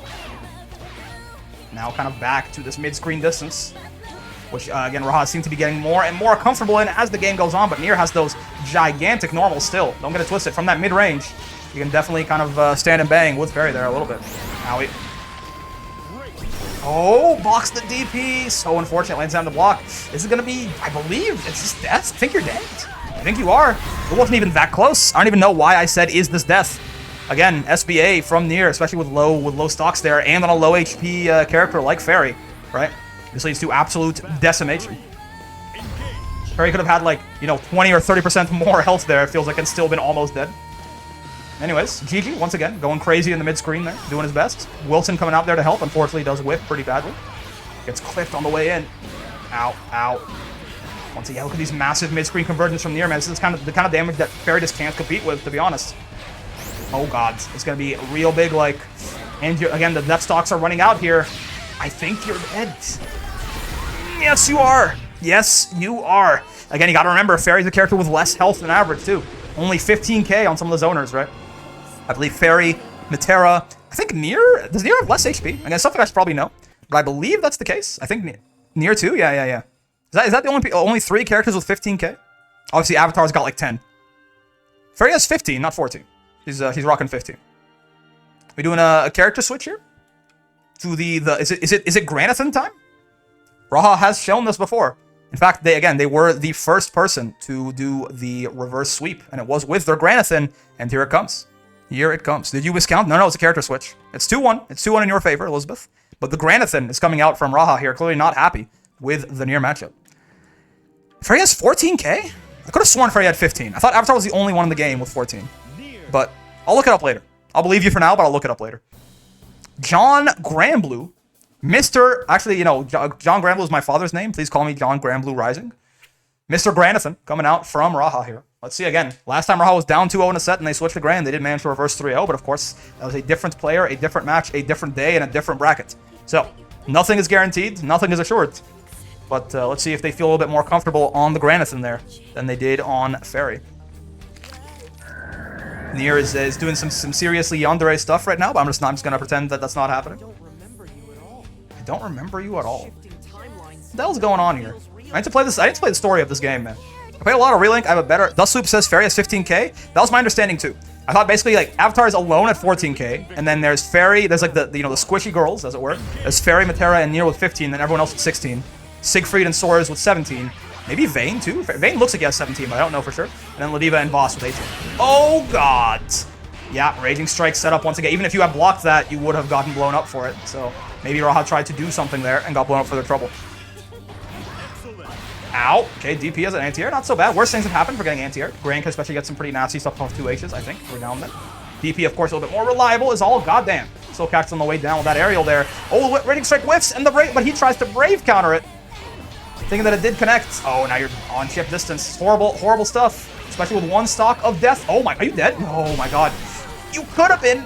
I wonder if there was a convergent super skybound dart there that maybe could have gotten Raha the kill with no bravery on the Nier. But unfortunately, regardless, drops it there, and that puts Elizabeth on set point. They could have converted? I think so too, but I mean, obviously it's hard, man. It's hard. I mean, Raha out here fighting for their life in tournament, right? Weird hit confirms like that. They can be a little difficult to get in the moment. Ow. Ow. Okay, if you're in the corner against Nier here, let's see how you fare. Again, Graniton at the very least has significantly better defense than Fairy, right? You got some quicker, faster buttons. You got a meterless DP, of course. So hopefully this should be a little bit easier to deal with Nier's shenanigans here. Okay. Oh, nice fireball. Kind of yeah, poking some space, representing the option, right? Keeping Elizabeth in this field to do whatever she wants at full screen, but this is not gonna kill. God damn, it was a lot closer than I gave it credit for. But yeah, it didn't kill. Let's see, what's this move? What's this move? Okay. Oh. Running right through Death there to get at Elizabeth, and Death was right behind you.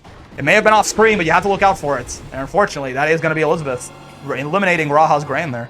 Not able to make that comeback with the character switch. Very well played by her, though. Very well played stuff. Very well played stuff. And that's going to be them moving on to Grand Finals to fight Tyrant. Long road ahead of them. They do have to take 2 sets in a row there on Tyrant, who has not yet dropped the set in tournament, but we'll have to see. Yeah, the rematch indeed. The rematch indeed. All right, and here we are. Here we are with our Grand Finals. We've got Tyrant's Remedy on winner's side here on Vasaraga for no other reason than Fuselet in the chat told him to play Vasaraga. Apparently, yeah, this is what we're doing now. We'll see.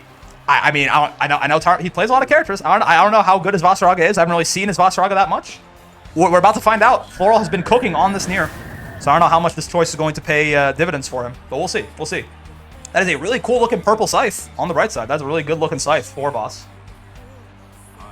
Of course, regardless, even with the bit of a interesting pick there here in the Vasaraga into the matchup, at the very least, Tyrant is coming in with a huge advantage. That being, of course, the Grand Finals winner's side deck. Right? He so far has not dropped a set the entire game. With this being a double elimination tournament, Floral is technically in loser's side, and he is in winner's side. So Floral has to drop him down to losers first, and then beat him again. So Floral's got to win 2 sets in a row here, where if Tyrant wins any sets, he will immediately take the tournament.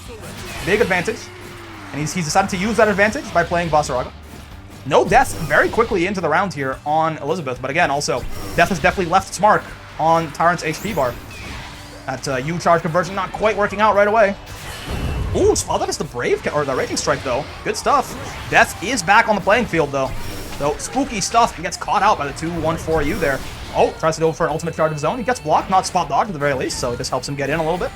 The big steppers, oh, nice to do it. So the reason he did a follow-up early there is because he would have run out of armor and gotten blown up by 2-1-4U otherwise, so I like the decision there from Tyrant, but that 2-2U there coming out from Floral, going to blow him up in mid-screen and give that first round over to Elizabeth. That 5L match, just desperately trying to do something about death before he inevitably died. No such luck, but, you know, it is what it is. Gets pulled in there and thrown for his trouble. Find himself in the corner now against Nier, and again, yeah, with Soulforge, you can at least do something.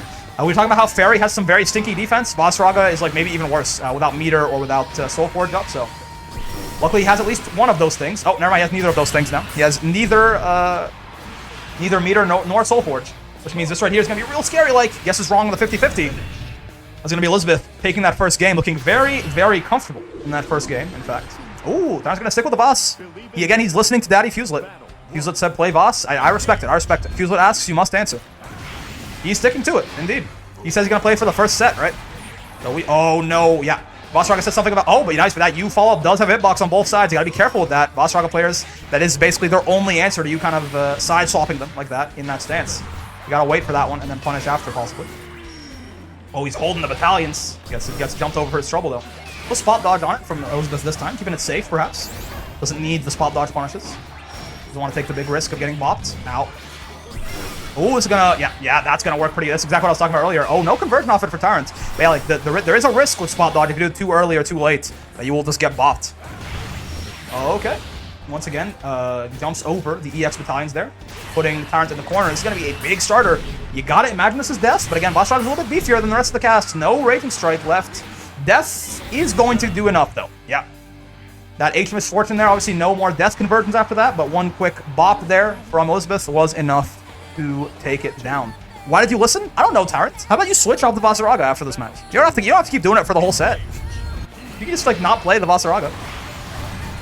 Elizabeth is looking really scary on this Nier, so meme picking the character is definitely not going to be a bit of a scary option.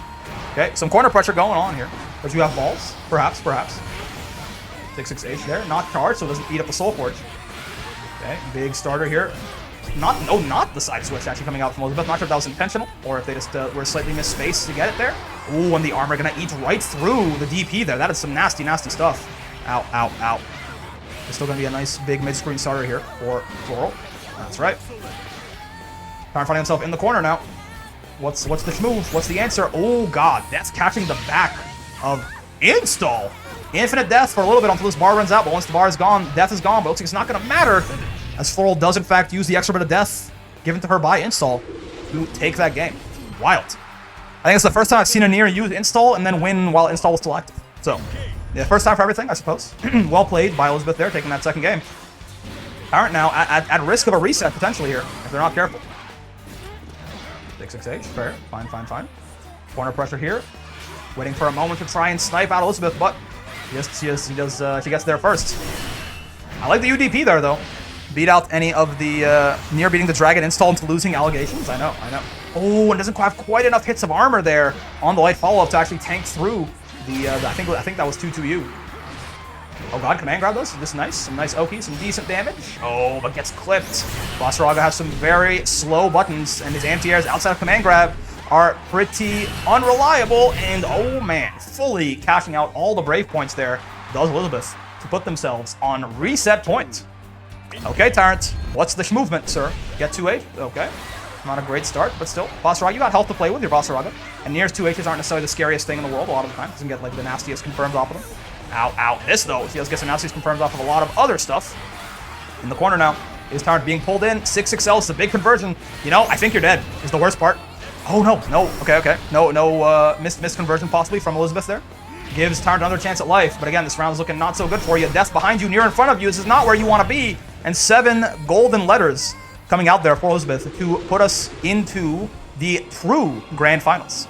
Resetting the bracket there on Tyrant's Vasaraga. Let's see.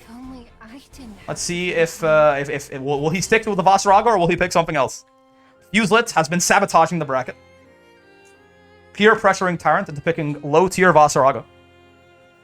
I imagine we will see a character switch here. It's possible we won't, but if we do, I wonder what it'll be. I think last time Tyrant played Siegfried into this, and looks like he's running it back. Makes sense. Siegfried, a very powerful character and a very a decent matchup into Nier as well. Again, just honestly, just like fireball, big buttons, big damage, right? It doesn't come up as often in discussions about her, right? But Nier is, like we were talking about earlier, one of the characters in the game with 15k, right? So we were talking about how Avatar's low health matters a little bit less. Excuse me, sorry. There you go. We're talking about how Avatar's low health matters a little bit less against Fairy, because he doesn't do that much damage.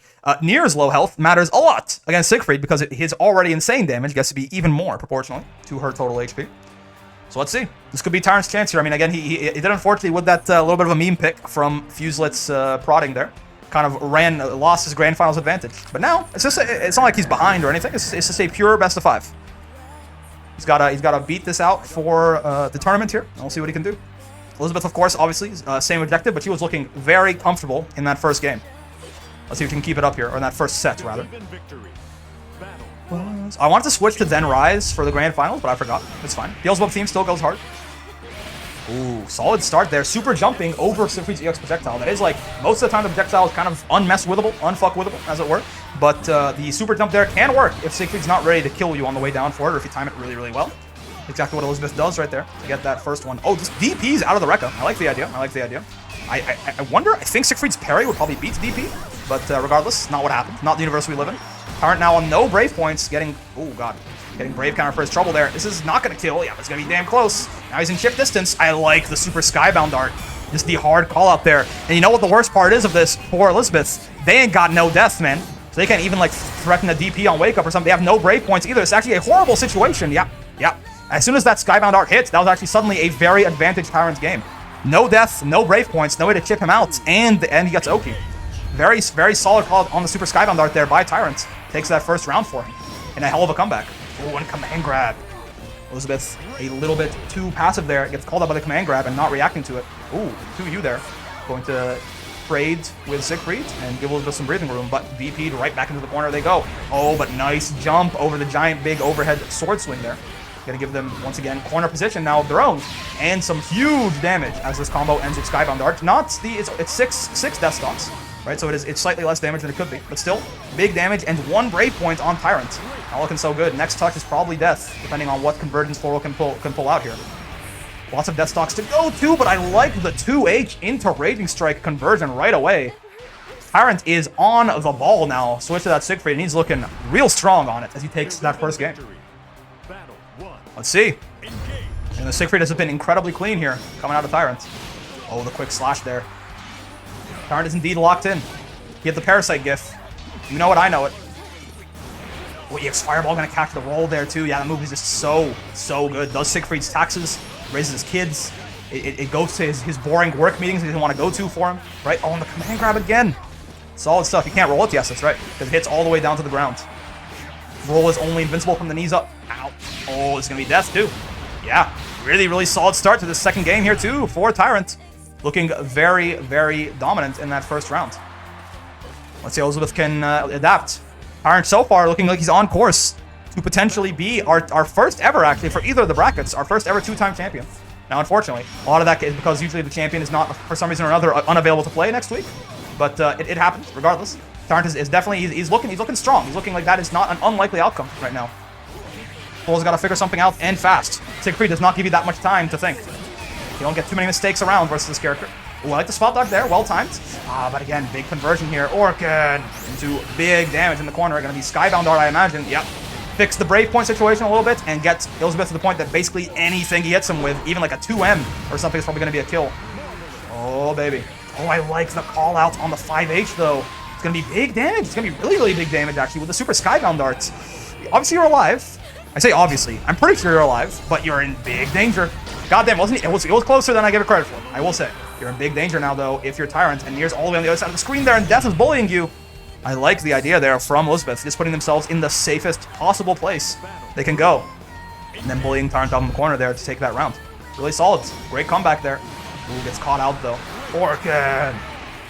Yo, jumps over the EX Fireball and catching him right on the way in there. Again, the aerial answers to the Fireball have been very solid by Elizabeth, and it's been the most successful stuff for her so far in the neutral versus that move. Okay, big old swing, obviously plus on block. You gotta eat that if you don't spot dodge it or otherwise evade it. Big 5-8 coming out there. Once again, the big swing. A lot of chip damage being dealt. Oh, onto Nier here. Yeah, it's going to be very punishable. Gets thrown for his trouble. And now, big starter in the mid-screen. You, I believe, are alive. No SBA or SBA on deck, but it's going to be a mix, and you get side-swapped. Floral taking that second game. Locking in there after what was a pretty bad start to that second game. They lock in, and they're able to tie it up 1-1. Incredibly solid stuff. Okay, let's see. Let's see. We're tied up so far. Tyrant is still looking very strong in that last game. Just a couple of things didn't quite break their way. Let's see how they continue to adapt here as we enter game 5 of the, or game 6 rather, of this set so far, this whole grand finals. Brave counters to kill death. Nier is still safe though, yeah. And now you're down a Brave point and getting comboed by Nier in the corner. This is never where you want to be as any character. Siegfried on the bright side does have a little bit more health to work with that 17k he's rocking, but doesn't make Nier hurt any less, realistically. He still does big damages. Alright, ooh. Ultimate. Oh god, jumps over the 2-1-4U. Really solid stuff. Doesn't quite get a punish, but at least gets a Brave point off of Floral. And now Elizabeth not having a whole lot of HP to work with. That Raging Strike is going to be big damage onto her. Is she dead? Huh? You know? No, he's not. Okay, okay. Not quite, but damn big damage. And really, really big trouble now if your name is Elizabeth. And yeah, that DP, if you block that thing, you have about exactly 5 to 10 business days to do your punish. So 5H going to easily take that round there for Tyrant. Very nice bait on the DP, and very well played. Gets his Orc and follow-up spot dodge, though. And now big starter here for the round for Elizabeth. Is pretty good stuff. Ooh, Death misses. Death is looking the wrong way. That's the first time I've ever seen Death not know where the opponent is, but it happens. Ooh, rolls through the command grab, but misses her throw in response. Still though, gets a Brave counter out of Tyrant there. And able to punish it and go from there. Not a whole lot of HP now on Tyrant. A lot of chip damage coming out of that 236U. Doesn't get the Raging Strike either. No Brave points. Oh, and gets 214U. No deaths though. Oh, this is gonna work, right? Yeah, okay. The late hit though, so no cinematic. Oh god, wait. You have no health. It's like you have no Brave points, and it's Siegfried. I don't think you're dead. It was no meter. Oh yeah, you are. Oh, but the throw gets baited. Death's still not around. Oh, and the DP though is gonna whiff. Really crazy scramble at the end there. But Elizabeth's gonna take that round. Really well played stuff. Tied 1-1. 1-1 in games, 1-1 in rounds now. Let's see. After that first game, the reset here, the second set rather, has been incredibly competitive between both players. Nice 2 UCACs by Tyrant there. You felt that whiff DP in your soul. It hurt, man. It hurt. It really did. But Tyrant's got to put it behind him. Keep that as data and just move on and try to do his best. I like the DP there. Just get through whatever shenanigans Nero was trying to throw at you after the death follow-ups. Oh, doesn't spot dodge the big swing. Gets blown up for trouble. UDP's a lot of damage. Or not a lot of damage, but more so just like a lot of space, rather, for Elizabeth. Gives her some breathing room. Ow. Ooh, ultimate fireball, okay. Just like a little opportunity to get in there. Oh, I like the jump to get over the 214U. Doesn't want to get caught from behind by death there. This is suddenly a pretty spooky situation. Oh, it's going to be a big starter. Oh, doesn't quite get it, but throws near out of her DP. DP always loses to throws, even before the nerfs. And the Brave counter, I think, is what happened there. Gets blown up by that big overhead swing. That's going to be Tyrant taking that third game. 2-1. 2-1. Elizabeth's got to be very careful now, as she is, if Tyrant takes one game here, he will be on tournament point. After a very good reset and a very good play in general so far by Elizabeth. Tyrant is kind of turning up the juice. He's locking in, and this round is already looking pretty good for him. Lots of damage onto Elizabeth's near. Oh, baby. Oh, and the counter hit close H is just annihilation from Siegfried. And indeed, like I mentioned earlier, tournament point now for Tyrant. Let's see. Let's see what Elizabeth can get up to. She's been playing very well so far, but and it's now or never. If Tyrant gets one good corner interaction here, it could really spiral out of control, and that command grab counts. Okay, that is plus. Projectile, just like this overwhelming pressure. Oh, but too far away. Whiffs, actually down a Brave point now, got nothing out of that. This could actually be pretty good for Elizabeth. He's going to do a lot of damage here if she manages it. Oh, but UDP just barely catching there in some of its last active frames, it looked like. Okay, a UDP back, though, from Elizabeth. No meter on either player, no meaningful meter on either player right now, though. Spends a Brave point there to have a very significant Brave point advantage. 50 for Tyrant. Got to keep that in mind. Oh, DP whiffs again. And this is no Brave point near combo starter. It's going to be an absurd amount of damage. I think you're alive. You are indeed. What's the move, Tyrant? What is the move? What are you going to do to stay alive here? SBA is full. Is Elizabeth ready for it? She is. She spot dodges and stays alive for one more game. Really solid stuff by Elizabeth there. Not taking any unnecessary risks. She knew she had a big health lead. She knew she had a good corner position. There was no need to do anything super committal. Tyrant would have punished that with SBA, but no, she was ready, she was calm, and she stays alive here. By the way, still though, unfortunately, for Elizabeth, still tournament points for Tyrant. That's how it goes at this point. Every single round is going to be for life or death here. Big Orc and follow-up. Oh, and gets clipped by the projectile. This is not good. One Brave point on Elizabeth too means that with 100% meter on Tyrant here, one clip could really be the rest of their life. You don't have a whole lot of health to play with here. Siegfried does so much damage, and you're taking 20% more. Oh, but oh god, doesn't get the conversion off the Orkin. Was a bit of a weird hit there. Oh, are you gonna block this in time? Yes, you are. It's gonna be a big punish. Is this Death? Death's not around yet. Oh, they just got back. Death's coming back just in time for the conversion. Oh, and the low. Not gonna kill though. Not gonna kill. Still tournament point for Tyrant. Spot dodges that, and the UDP is going to do enough. Elizabeth, 2-2, taking us to a game 5 here in the Grand Finals reset.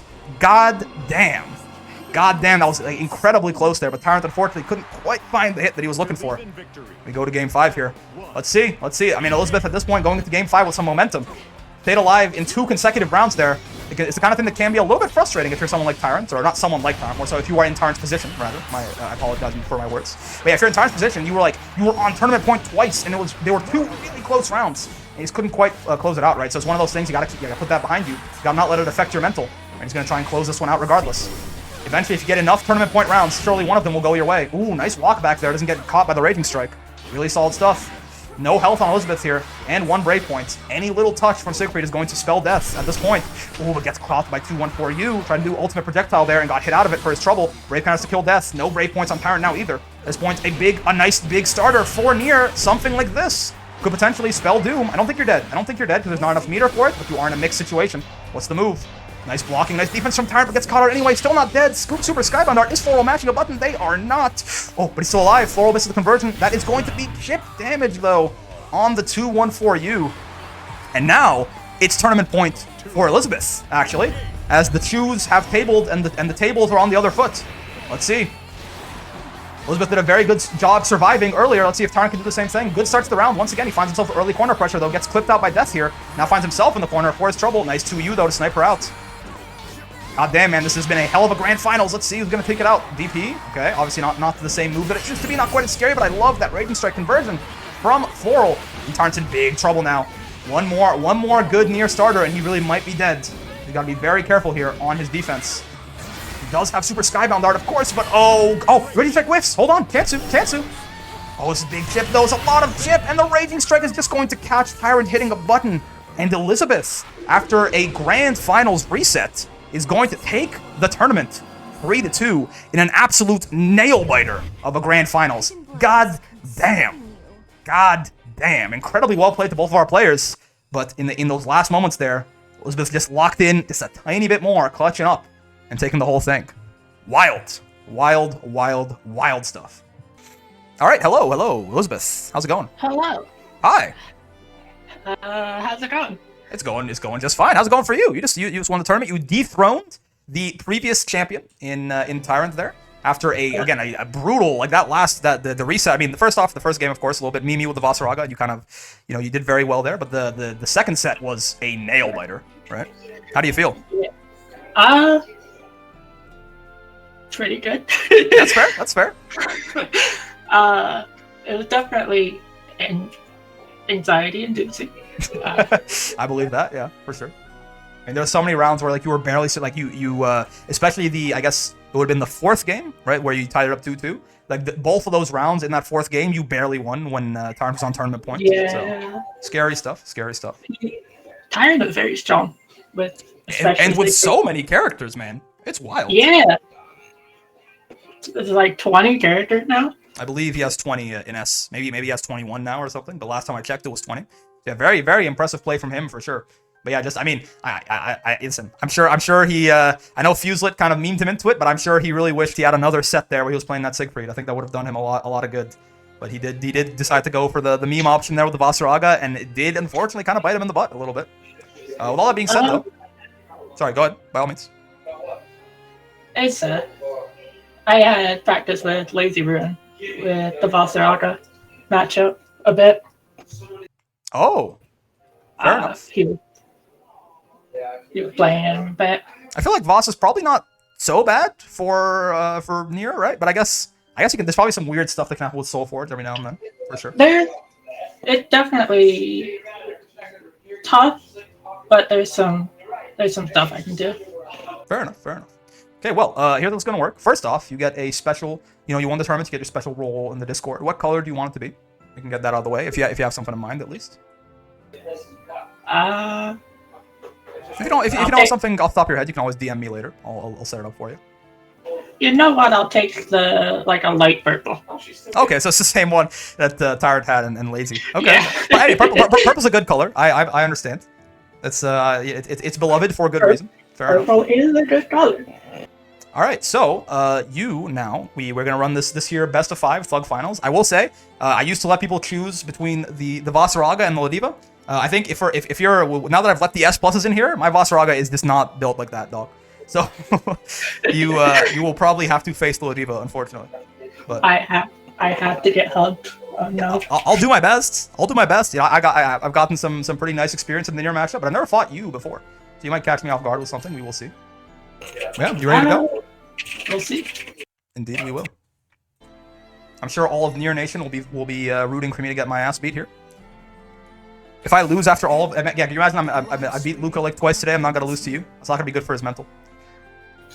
I probably won't talk during the match. But... That's totally fine. That's totally as you wish. I can handle all of the yapping, as you know. If you wanna focus up, that's entirely your prerogative.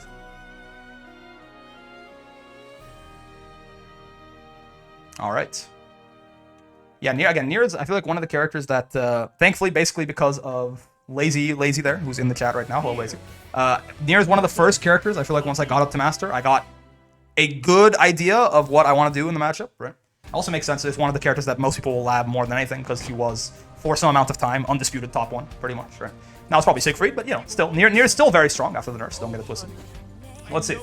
Obviously, in neutral, I feel like, so I talk about a lot some characters where Lediva kind of has to play pretty scared, right?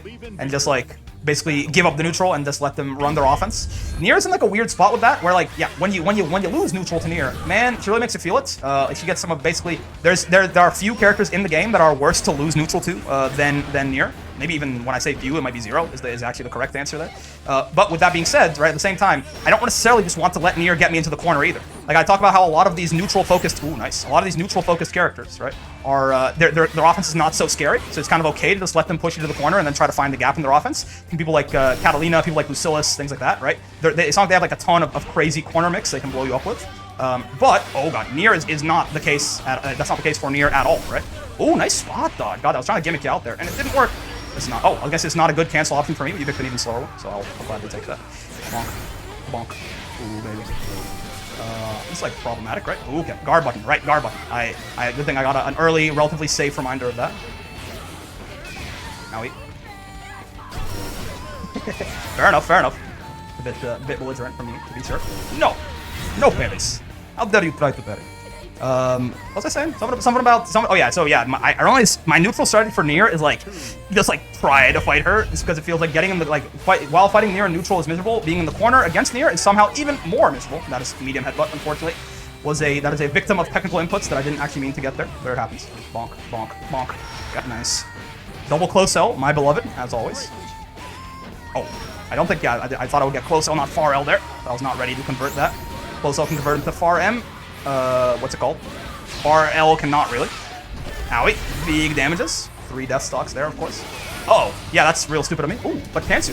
That was supposed to be super skybound dart. It happens. These things do in fact happen. Even to my great chagrin, my desire that they wouldn't happen. Oh god, this wasn't blocking low there. After the death, I stood up. Really should just be blocking low all the time, I feel like. And he's got some really big lows and some really quick lows. I put a little bit more respect on the name than that, I think. What the hell do we do here? Hip. Pivot. Okay, worked out. Gangbusters. Oh, really should be command grabbing there. Air to airing with jump H is really not the smartest thing that I possibly could be doing. I'll tell you that for free. Clothesline whipping, unfortunately. I'm using my brave points very aggressively here. Not necessarily my best. Oh god, get hit by that. I was not ready to hit confirm. I was just auto-piloting into the command grab portion of the strike throw mix there, unfortunately. Nice. Okay, okay. Once again though, man, my country for some. Oh god, my horse, a horse, my kingdom for a horse. My kingdom for some brave points, in fact. Oh, and I'm so free to Raging Strike. Not like this. Oh god. Am I dead? I think so, right? Yeah, with the Raging Strike conversion, absolutely. Solid stuff. God damn. Okay, hold on. I gotta lock in. Time to do some lock. I can't afford this. I've been doing a decent job of taking these intermediate slug finals so far, but it could happen. I got kind of close with Tyrant's CAG last week. Definitely made me sweat. And Floral's already got a game up on me here, so. Oh, okay. Maybe a little bit less jumping. I like the idea. Maybe a little bit less jumping. Sounds like it could be just what though. Again, that medium headbutt is a bit of a misinput, unfortunately. That time though, I didn't get blown up for it, so I will gladly take. Oh god, no clothesline. What's he doing? What is he thinking? Nothing is what he's thinking. Unfortunately, is the real answer there. Dashing up into that. A little risky to be sure. Oh god. Once again, I'm not hitting the guard button. Just managed to re-out. Goddamn. One day, I promise, I will block Raging Strike. But for now, that day has not come. I think I'm dead again, right? Yes, sir. Indeed, I am. Owie. Well, yeah. No. With death being around here. No, okay, hold on. Oh, there was no death. Oh no, I was like, wait a minute. I need to be careful here, because death could still kill me. There was no death to be found. I should have just woken up super skybound there. Don't get clowned, man. I'm getting clowned right now. What do you want from me? Sometimes you just get clowned. I'm getting absolutely memed right now, so I will do my best to make that not so. But I can't guarantee, your safety is not guaranteed, essentially. Get grabbed nerf? You should do more Raging Strikes on Brick. Dude, have you watched any of my videos? It's like the ones I just like I can't deal with Raging Strike, man. This is how I know Floral's a true viewer. They know that I'm horrible against Raging Strike, and they're exploiting that to the utmost degree against me. Bonk, bonk. Okay, there you go, there you go. Something. I know, I'm scared to do them. I mean, yeah, because every now and then I do get flashes of brilliance, and I do actually manage to spot dodge them. And Leia can get you some really, really nasty combos if she does spot dodge, but I'm just so bad at it, it doesn't really matter. Ooh, nice conversion. Oh god, big conversion. Oh god, yeah, I did not expect to not get side swapped by that. Not like this. Not like this. Okay, still alive. Could be worse, I suppose. Okay, okay. Oh, baby. Hit, hit, hit. I guess I'll do this just for some corner carry. Why not? Get you all the way corner to corner here at the low cost of 50% of my bar. Uh-oh. Am I gonna block in time here? Yes, I am. Wonderful. We do love ourselves a good safe jab. Close L, my beloved, as always, pulling through when I couldn't. Okay, what's the movement here? Oh, I think I'm gonna grab you right out of this. Yeah, unfortunately, I will be doing exactly that. Nearest DP, as always, losing to throws was a big weakness of it even before the patch. Obviously, still remains a super armored move, not an invincible move. That SSBA, you hate it? Listen, I love it, and it's exactly because I love it. The same reasons I love it are the same reasons that you hate it. It does so much goddamn damage too, especially when you talk about Nier, who's a character with 15k, right? I think raw no Brave Point SSBA does, and by no Brave Point I mean even if you have 2, it does all of its damage after it takes the Brave Points. So raw 2 Brave Point SSBA from Lediva is like 8,500 damage, I think. So it's over half of Nier's HP. It's a little over half HP for most of the cast, but it's like significantly more than half HP for Nier. Okay, bonk, bonk, bonk. You hit it being a full cutscene even when you're on like 1 HP, but it's like the best cutscene on the right side. It's like the coolest. It's like I feel like it's the most fun. I mean, I'm biased to hell and oh right, yes, of course. How dare I even attempt? This is a projectile. Yep. Death is a projectile. You do got to remember that if you're playing with Diva. 100% meter, you can go right through that thing. A lot of the other death moves are pretty quick, and it's hard to actually spot or super them in time. But the 214U with the big blue flash gives you enough time to realize what's going on. In my experience, otherwise I'm pretty bad. Like I was playing against Luca earlier today, and I kept trying to super through like the normal or like EX death specials, and it just was not working, man. I was getting clipped in the startup when I was trying to mash super, and it was going very, very poorly. Bonk. Get down here. Will I strike again? Indeed, I will. It's the no mix-up, man. So it's what us grapplers we thrive on this stuff. Okay, hold on. I may or may not get clowned yet. I'm so far not on the path to getting clowned. Let's see. Believe in victory. I would again. The reason I was saying earlier, you know, the whole point of this is that the Thug finals for the beginner or the intermediate bracket rather are supposed to be like it's either Vasaraga or Lediva, but like Floral's too good, man. Like I'm sweating out here with the Lediva. Like I know everyone would love for me to just you know, play the Vasaraga and get immediately 3-0'd, right? Like, you know, let's make it a little bit more interesting here if we can manage it. Bonk. Ah. Okay, fair enough.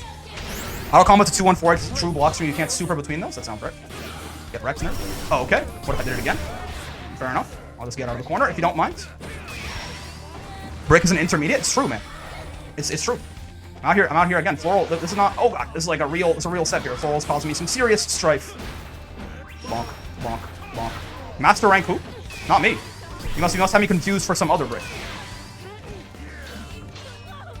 Hit. Oh no. Okay. Worst things have happened. Hold on. Hit. Oh, okay. No, that's fair. Am I dead? Like I am, right? Oh yeah. Yeah, good old 2-2-U. Good old 2-2-U. You love to see it. Owie, my face.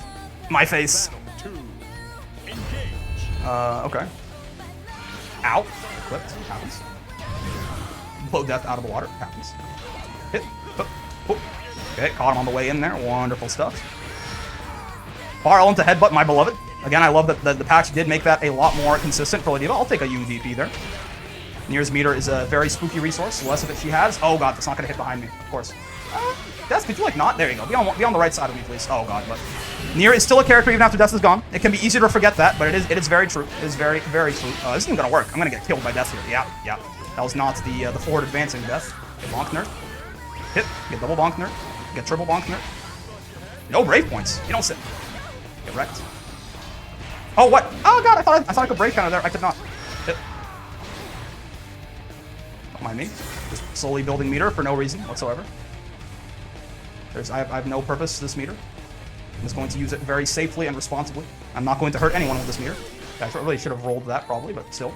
They want to take a... Okay, there you go. I have no use for this meter. I don't know what you're talking about. I'm so scared of a potential 2U. Not even 2-2U, like 2U. So that low is so goddamn big. Oh, that was big, the world's worst misinput. That was supposed to be ultimate clothesline, not the goddamn anti-air grab. Any DPers? What happens here? I don't know. Oh, no, not that. Not clothesline. That's definitely not what happens. God damn. I'm getting... okay, hold on. We're having a set here. Game 5. Not like this. Why did I clothesline there? I can't believe this is happening to me. What if I jumped? Okay, I mean, I've been doing that every time. I'm getting 2H every time, but I figured, you know, maybe this time it'll be different. Far M, probably not my best option there either. Far L, rather, would have recovered in time to let me bop near on her way in. Get purple headbutted. No fear at all from Floral. Very respectable stuff. Get Raging Strike, nerd.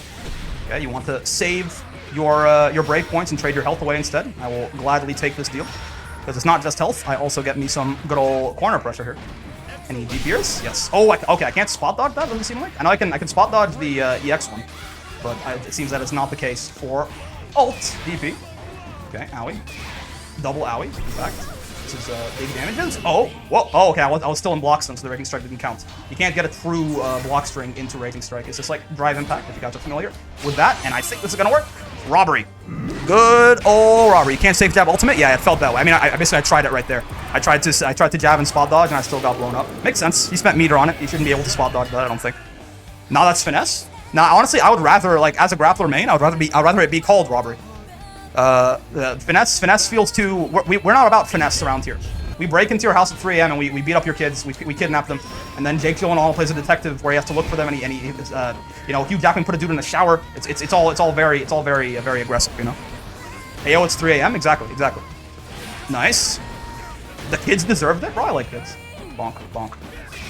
Okay, brave counter. I'll take one of your brave points. Don't mind me. Oh god, this wasn't blocking low. I tried to hit the guard button to avoid a cross-up, and for some reason, when I'm hitting the guard button, suddenly my ability to like block high lows and choose one to brave counter and things like that, it all goes right out the window. What is with every near and jumping after you kill death, huh? Like, all of them do, like, once you kill death, like, I understand that the idea is that a lot of people, like me, falsely presume that near is not a character once you kill death. Like, they all go aggressive, but they all jump, specifically, when they're doing that aggressive approach. This is gonna be a punish? Yes, it is. Wonderful. And that's gonna be a very, very hard-fought 3-2. But luckily, I do maintain my win streak in the intermediate. Bro, that was out of that. I'm getting embarrassed out here. I'm very much... That was incredibly well done, Floral. Maybe I should have just played the Vasaraga, so I have the excuse, you know, when you 3-0 me, I go, oh, well, you know, I don't play Vasaraga. you made me look foolish there, man. You're like that is very, very well done. Even the third final going the last match. True. This tournament was very close. I mean, I had to be somewhere at 8 PM. This poor guy's been waiting for me this whole time. I feel really bad. This tournament just went so, because we had so many different win streak in the intermediate and getting crushed in the open bracket. Listen. First off, I'll have you know, I took a set off of Gabagool earlier today, so I'm getting better with the Diva Mirror, but it's fine, it's fine. Anyways, yes, big claps for you, of course, Elizabeth. Very well done job winning the tournament there. Do you have a video suggestion in mind, or right off the top of your head? Or would you like to just tell me later, if you don't have something right now? Hey, you have a S level near, right? God damn it. Technically, yeah. Once you hit Master Rank, everything's S rank. You just want a video of me playing Nier in ranked? I do. Okay, I'll do my... Again, the goal of this is I will go in, and I'll figure it out as I go. I will not do any labbing beforehand, so you're gonna watch me probably demote. But yes. I will do my best. Nier was out death? Bro, help. Even with death, I'm gonna lose. Don't do this to me. I think it'd be neat to see how you go about it. Okay, sure. Yeah, I will do my best. I will do my best. All right, awesome. Well, any last words here for Nier Nation before I head off and record the outro of this video? I guess I did it. Wholesome. Thank you for the cheers and all the fun games. Awesome. Okay, yeah. Very well done to you. Once again, of course, well done to Tyrant as well, and well done to everybody who joined the tournament. I feel like this was a very... basically, every set that we watched on video feels like it was very competitive, so everybody's definitely... Everyone's level is going up. It feels like the inclusion of the S pluses has not necessarily eclipsed the S ranks either. Everyone's just gotten a lot better. So love to see it. Love to see it. Anyways, yeah, I'm going to kick you out here now, Floral. I'm going to end this stage. I'm going to go record this here outro, but well done once again. All right, folks, and that is going to be a tournament. Really well done stuff there by basically, again, I feel like a lot of the sets that we played today went to game 5, right? So it's very crazy stuff there. This was a 4-hour-long tournament, I just realized. I started at 5 p.m. and now it's 9 p.m. for me. So again, yeah, lots of game 5s, lots of nail biters, right? I'm gonna have to do a fewer matches on stream before top 8. It feels like, just because otherwise it's a little takes a little bit too long. So maybe 6 matches is a little much, which is what we did this time. I'll tweak it as we go. But for now, I hope you guys had a great time. And if you made it this far in the video, for those of you who are still here, the like 3 of you, then I have 4 things for you, as always. Number 1, join the Discord servers where these tournaments happen, right? There's a link in the description down there for you. It's a nice place you can hang out, talk about Granblue, talk about relinks, talk about fighting games, talk about gacha games, talk about arts, talk about music, talk about whatever the hell you want to talk about. It's a nice community for you to just hang out and make friends. So I encourage you to join, but I also encourage you to please keep it the nice and welcoming place it currently is. Nobody's really been banned or moderated or anything, really, in that capacity. But if I have to, I will, and if it's you, I'll ban you. So just don't let it be you. With that being said, for number 2, if you liked the video, and if you made it this far, I know you did, get down there and like the damn video, man. Come on, it's free. It don't cost you nothing. But that's the channel. I appreciate it, of course. While you're there, for number 3, that subscribe button, that bell button, they are right over here. Keep you up to date with all this content I'm throwing at you every day. We got 3 different videos coming out every day. On days like this, where we put the tournament VODs out, it is about 5 hours of content every day. So, unless you have all that time for this little old me every single day, then I would recommend you hit those 2 buttons, get notified when something new is uploaded, maybe go back and watch it when you either have a minute or if it's particularly interesting to you. And of course, number 4, more important than whatever button you smash, or whatever YouTube-friendly interactions you hit me with, I appreciate those, but most of all, I hope you had a great time hanging out today, as always. I know I sure did, right? It's always fun to play these tournaments, and goddamn, I definitely didn't expect to be sweating quite so hard in that Thug Finals right there, but listen, here's my now that everyone's gone, now they can't judge me in real time. And let me start listing all the excuses. Sun was in my eyes. Oh, it's late at night. Oh, Elizabeth just got off of being like playing a lot of sets. She was warmed up. I wasn't warmed up. I wasn't even taking it serious. No, I'm kidding. Of course, I'm kidding. Well, extremely well played stuff to Elizabeth there. Very close, best of 5 at the end, and obviously very well done to her for winning the whole thing. Also, with all that being said, having a lot of fun with Granblue is going to be a lot more coming your way. But until then, I will see you in the next one. Peace.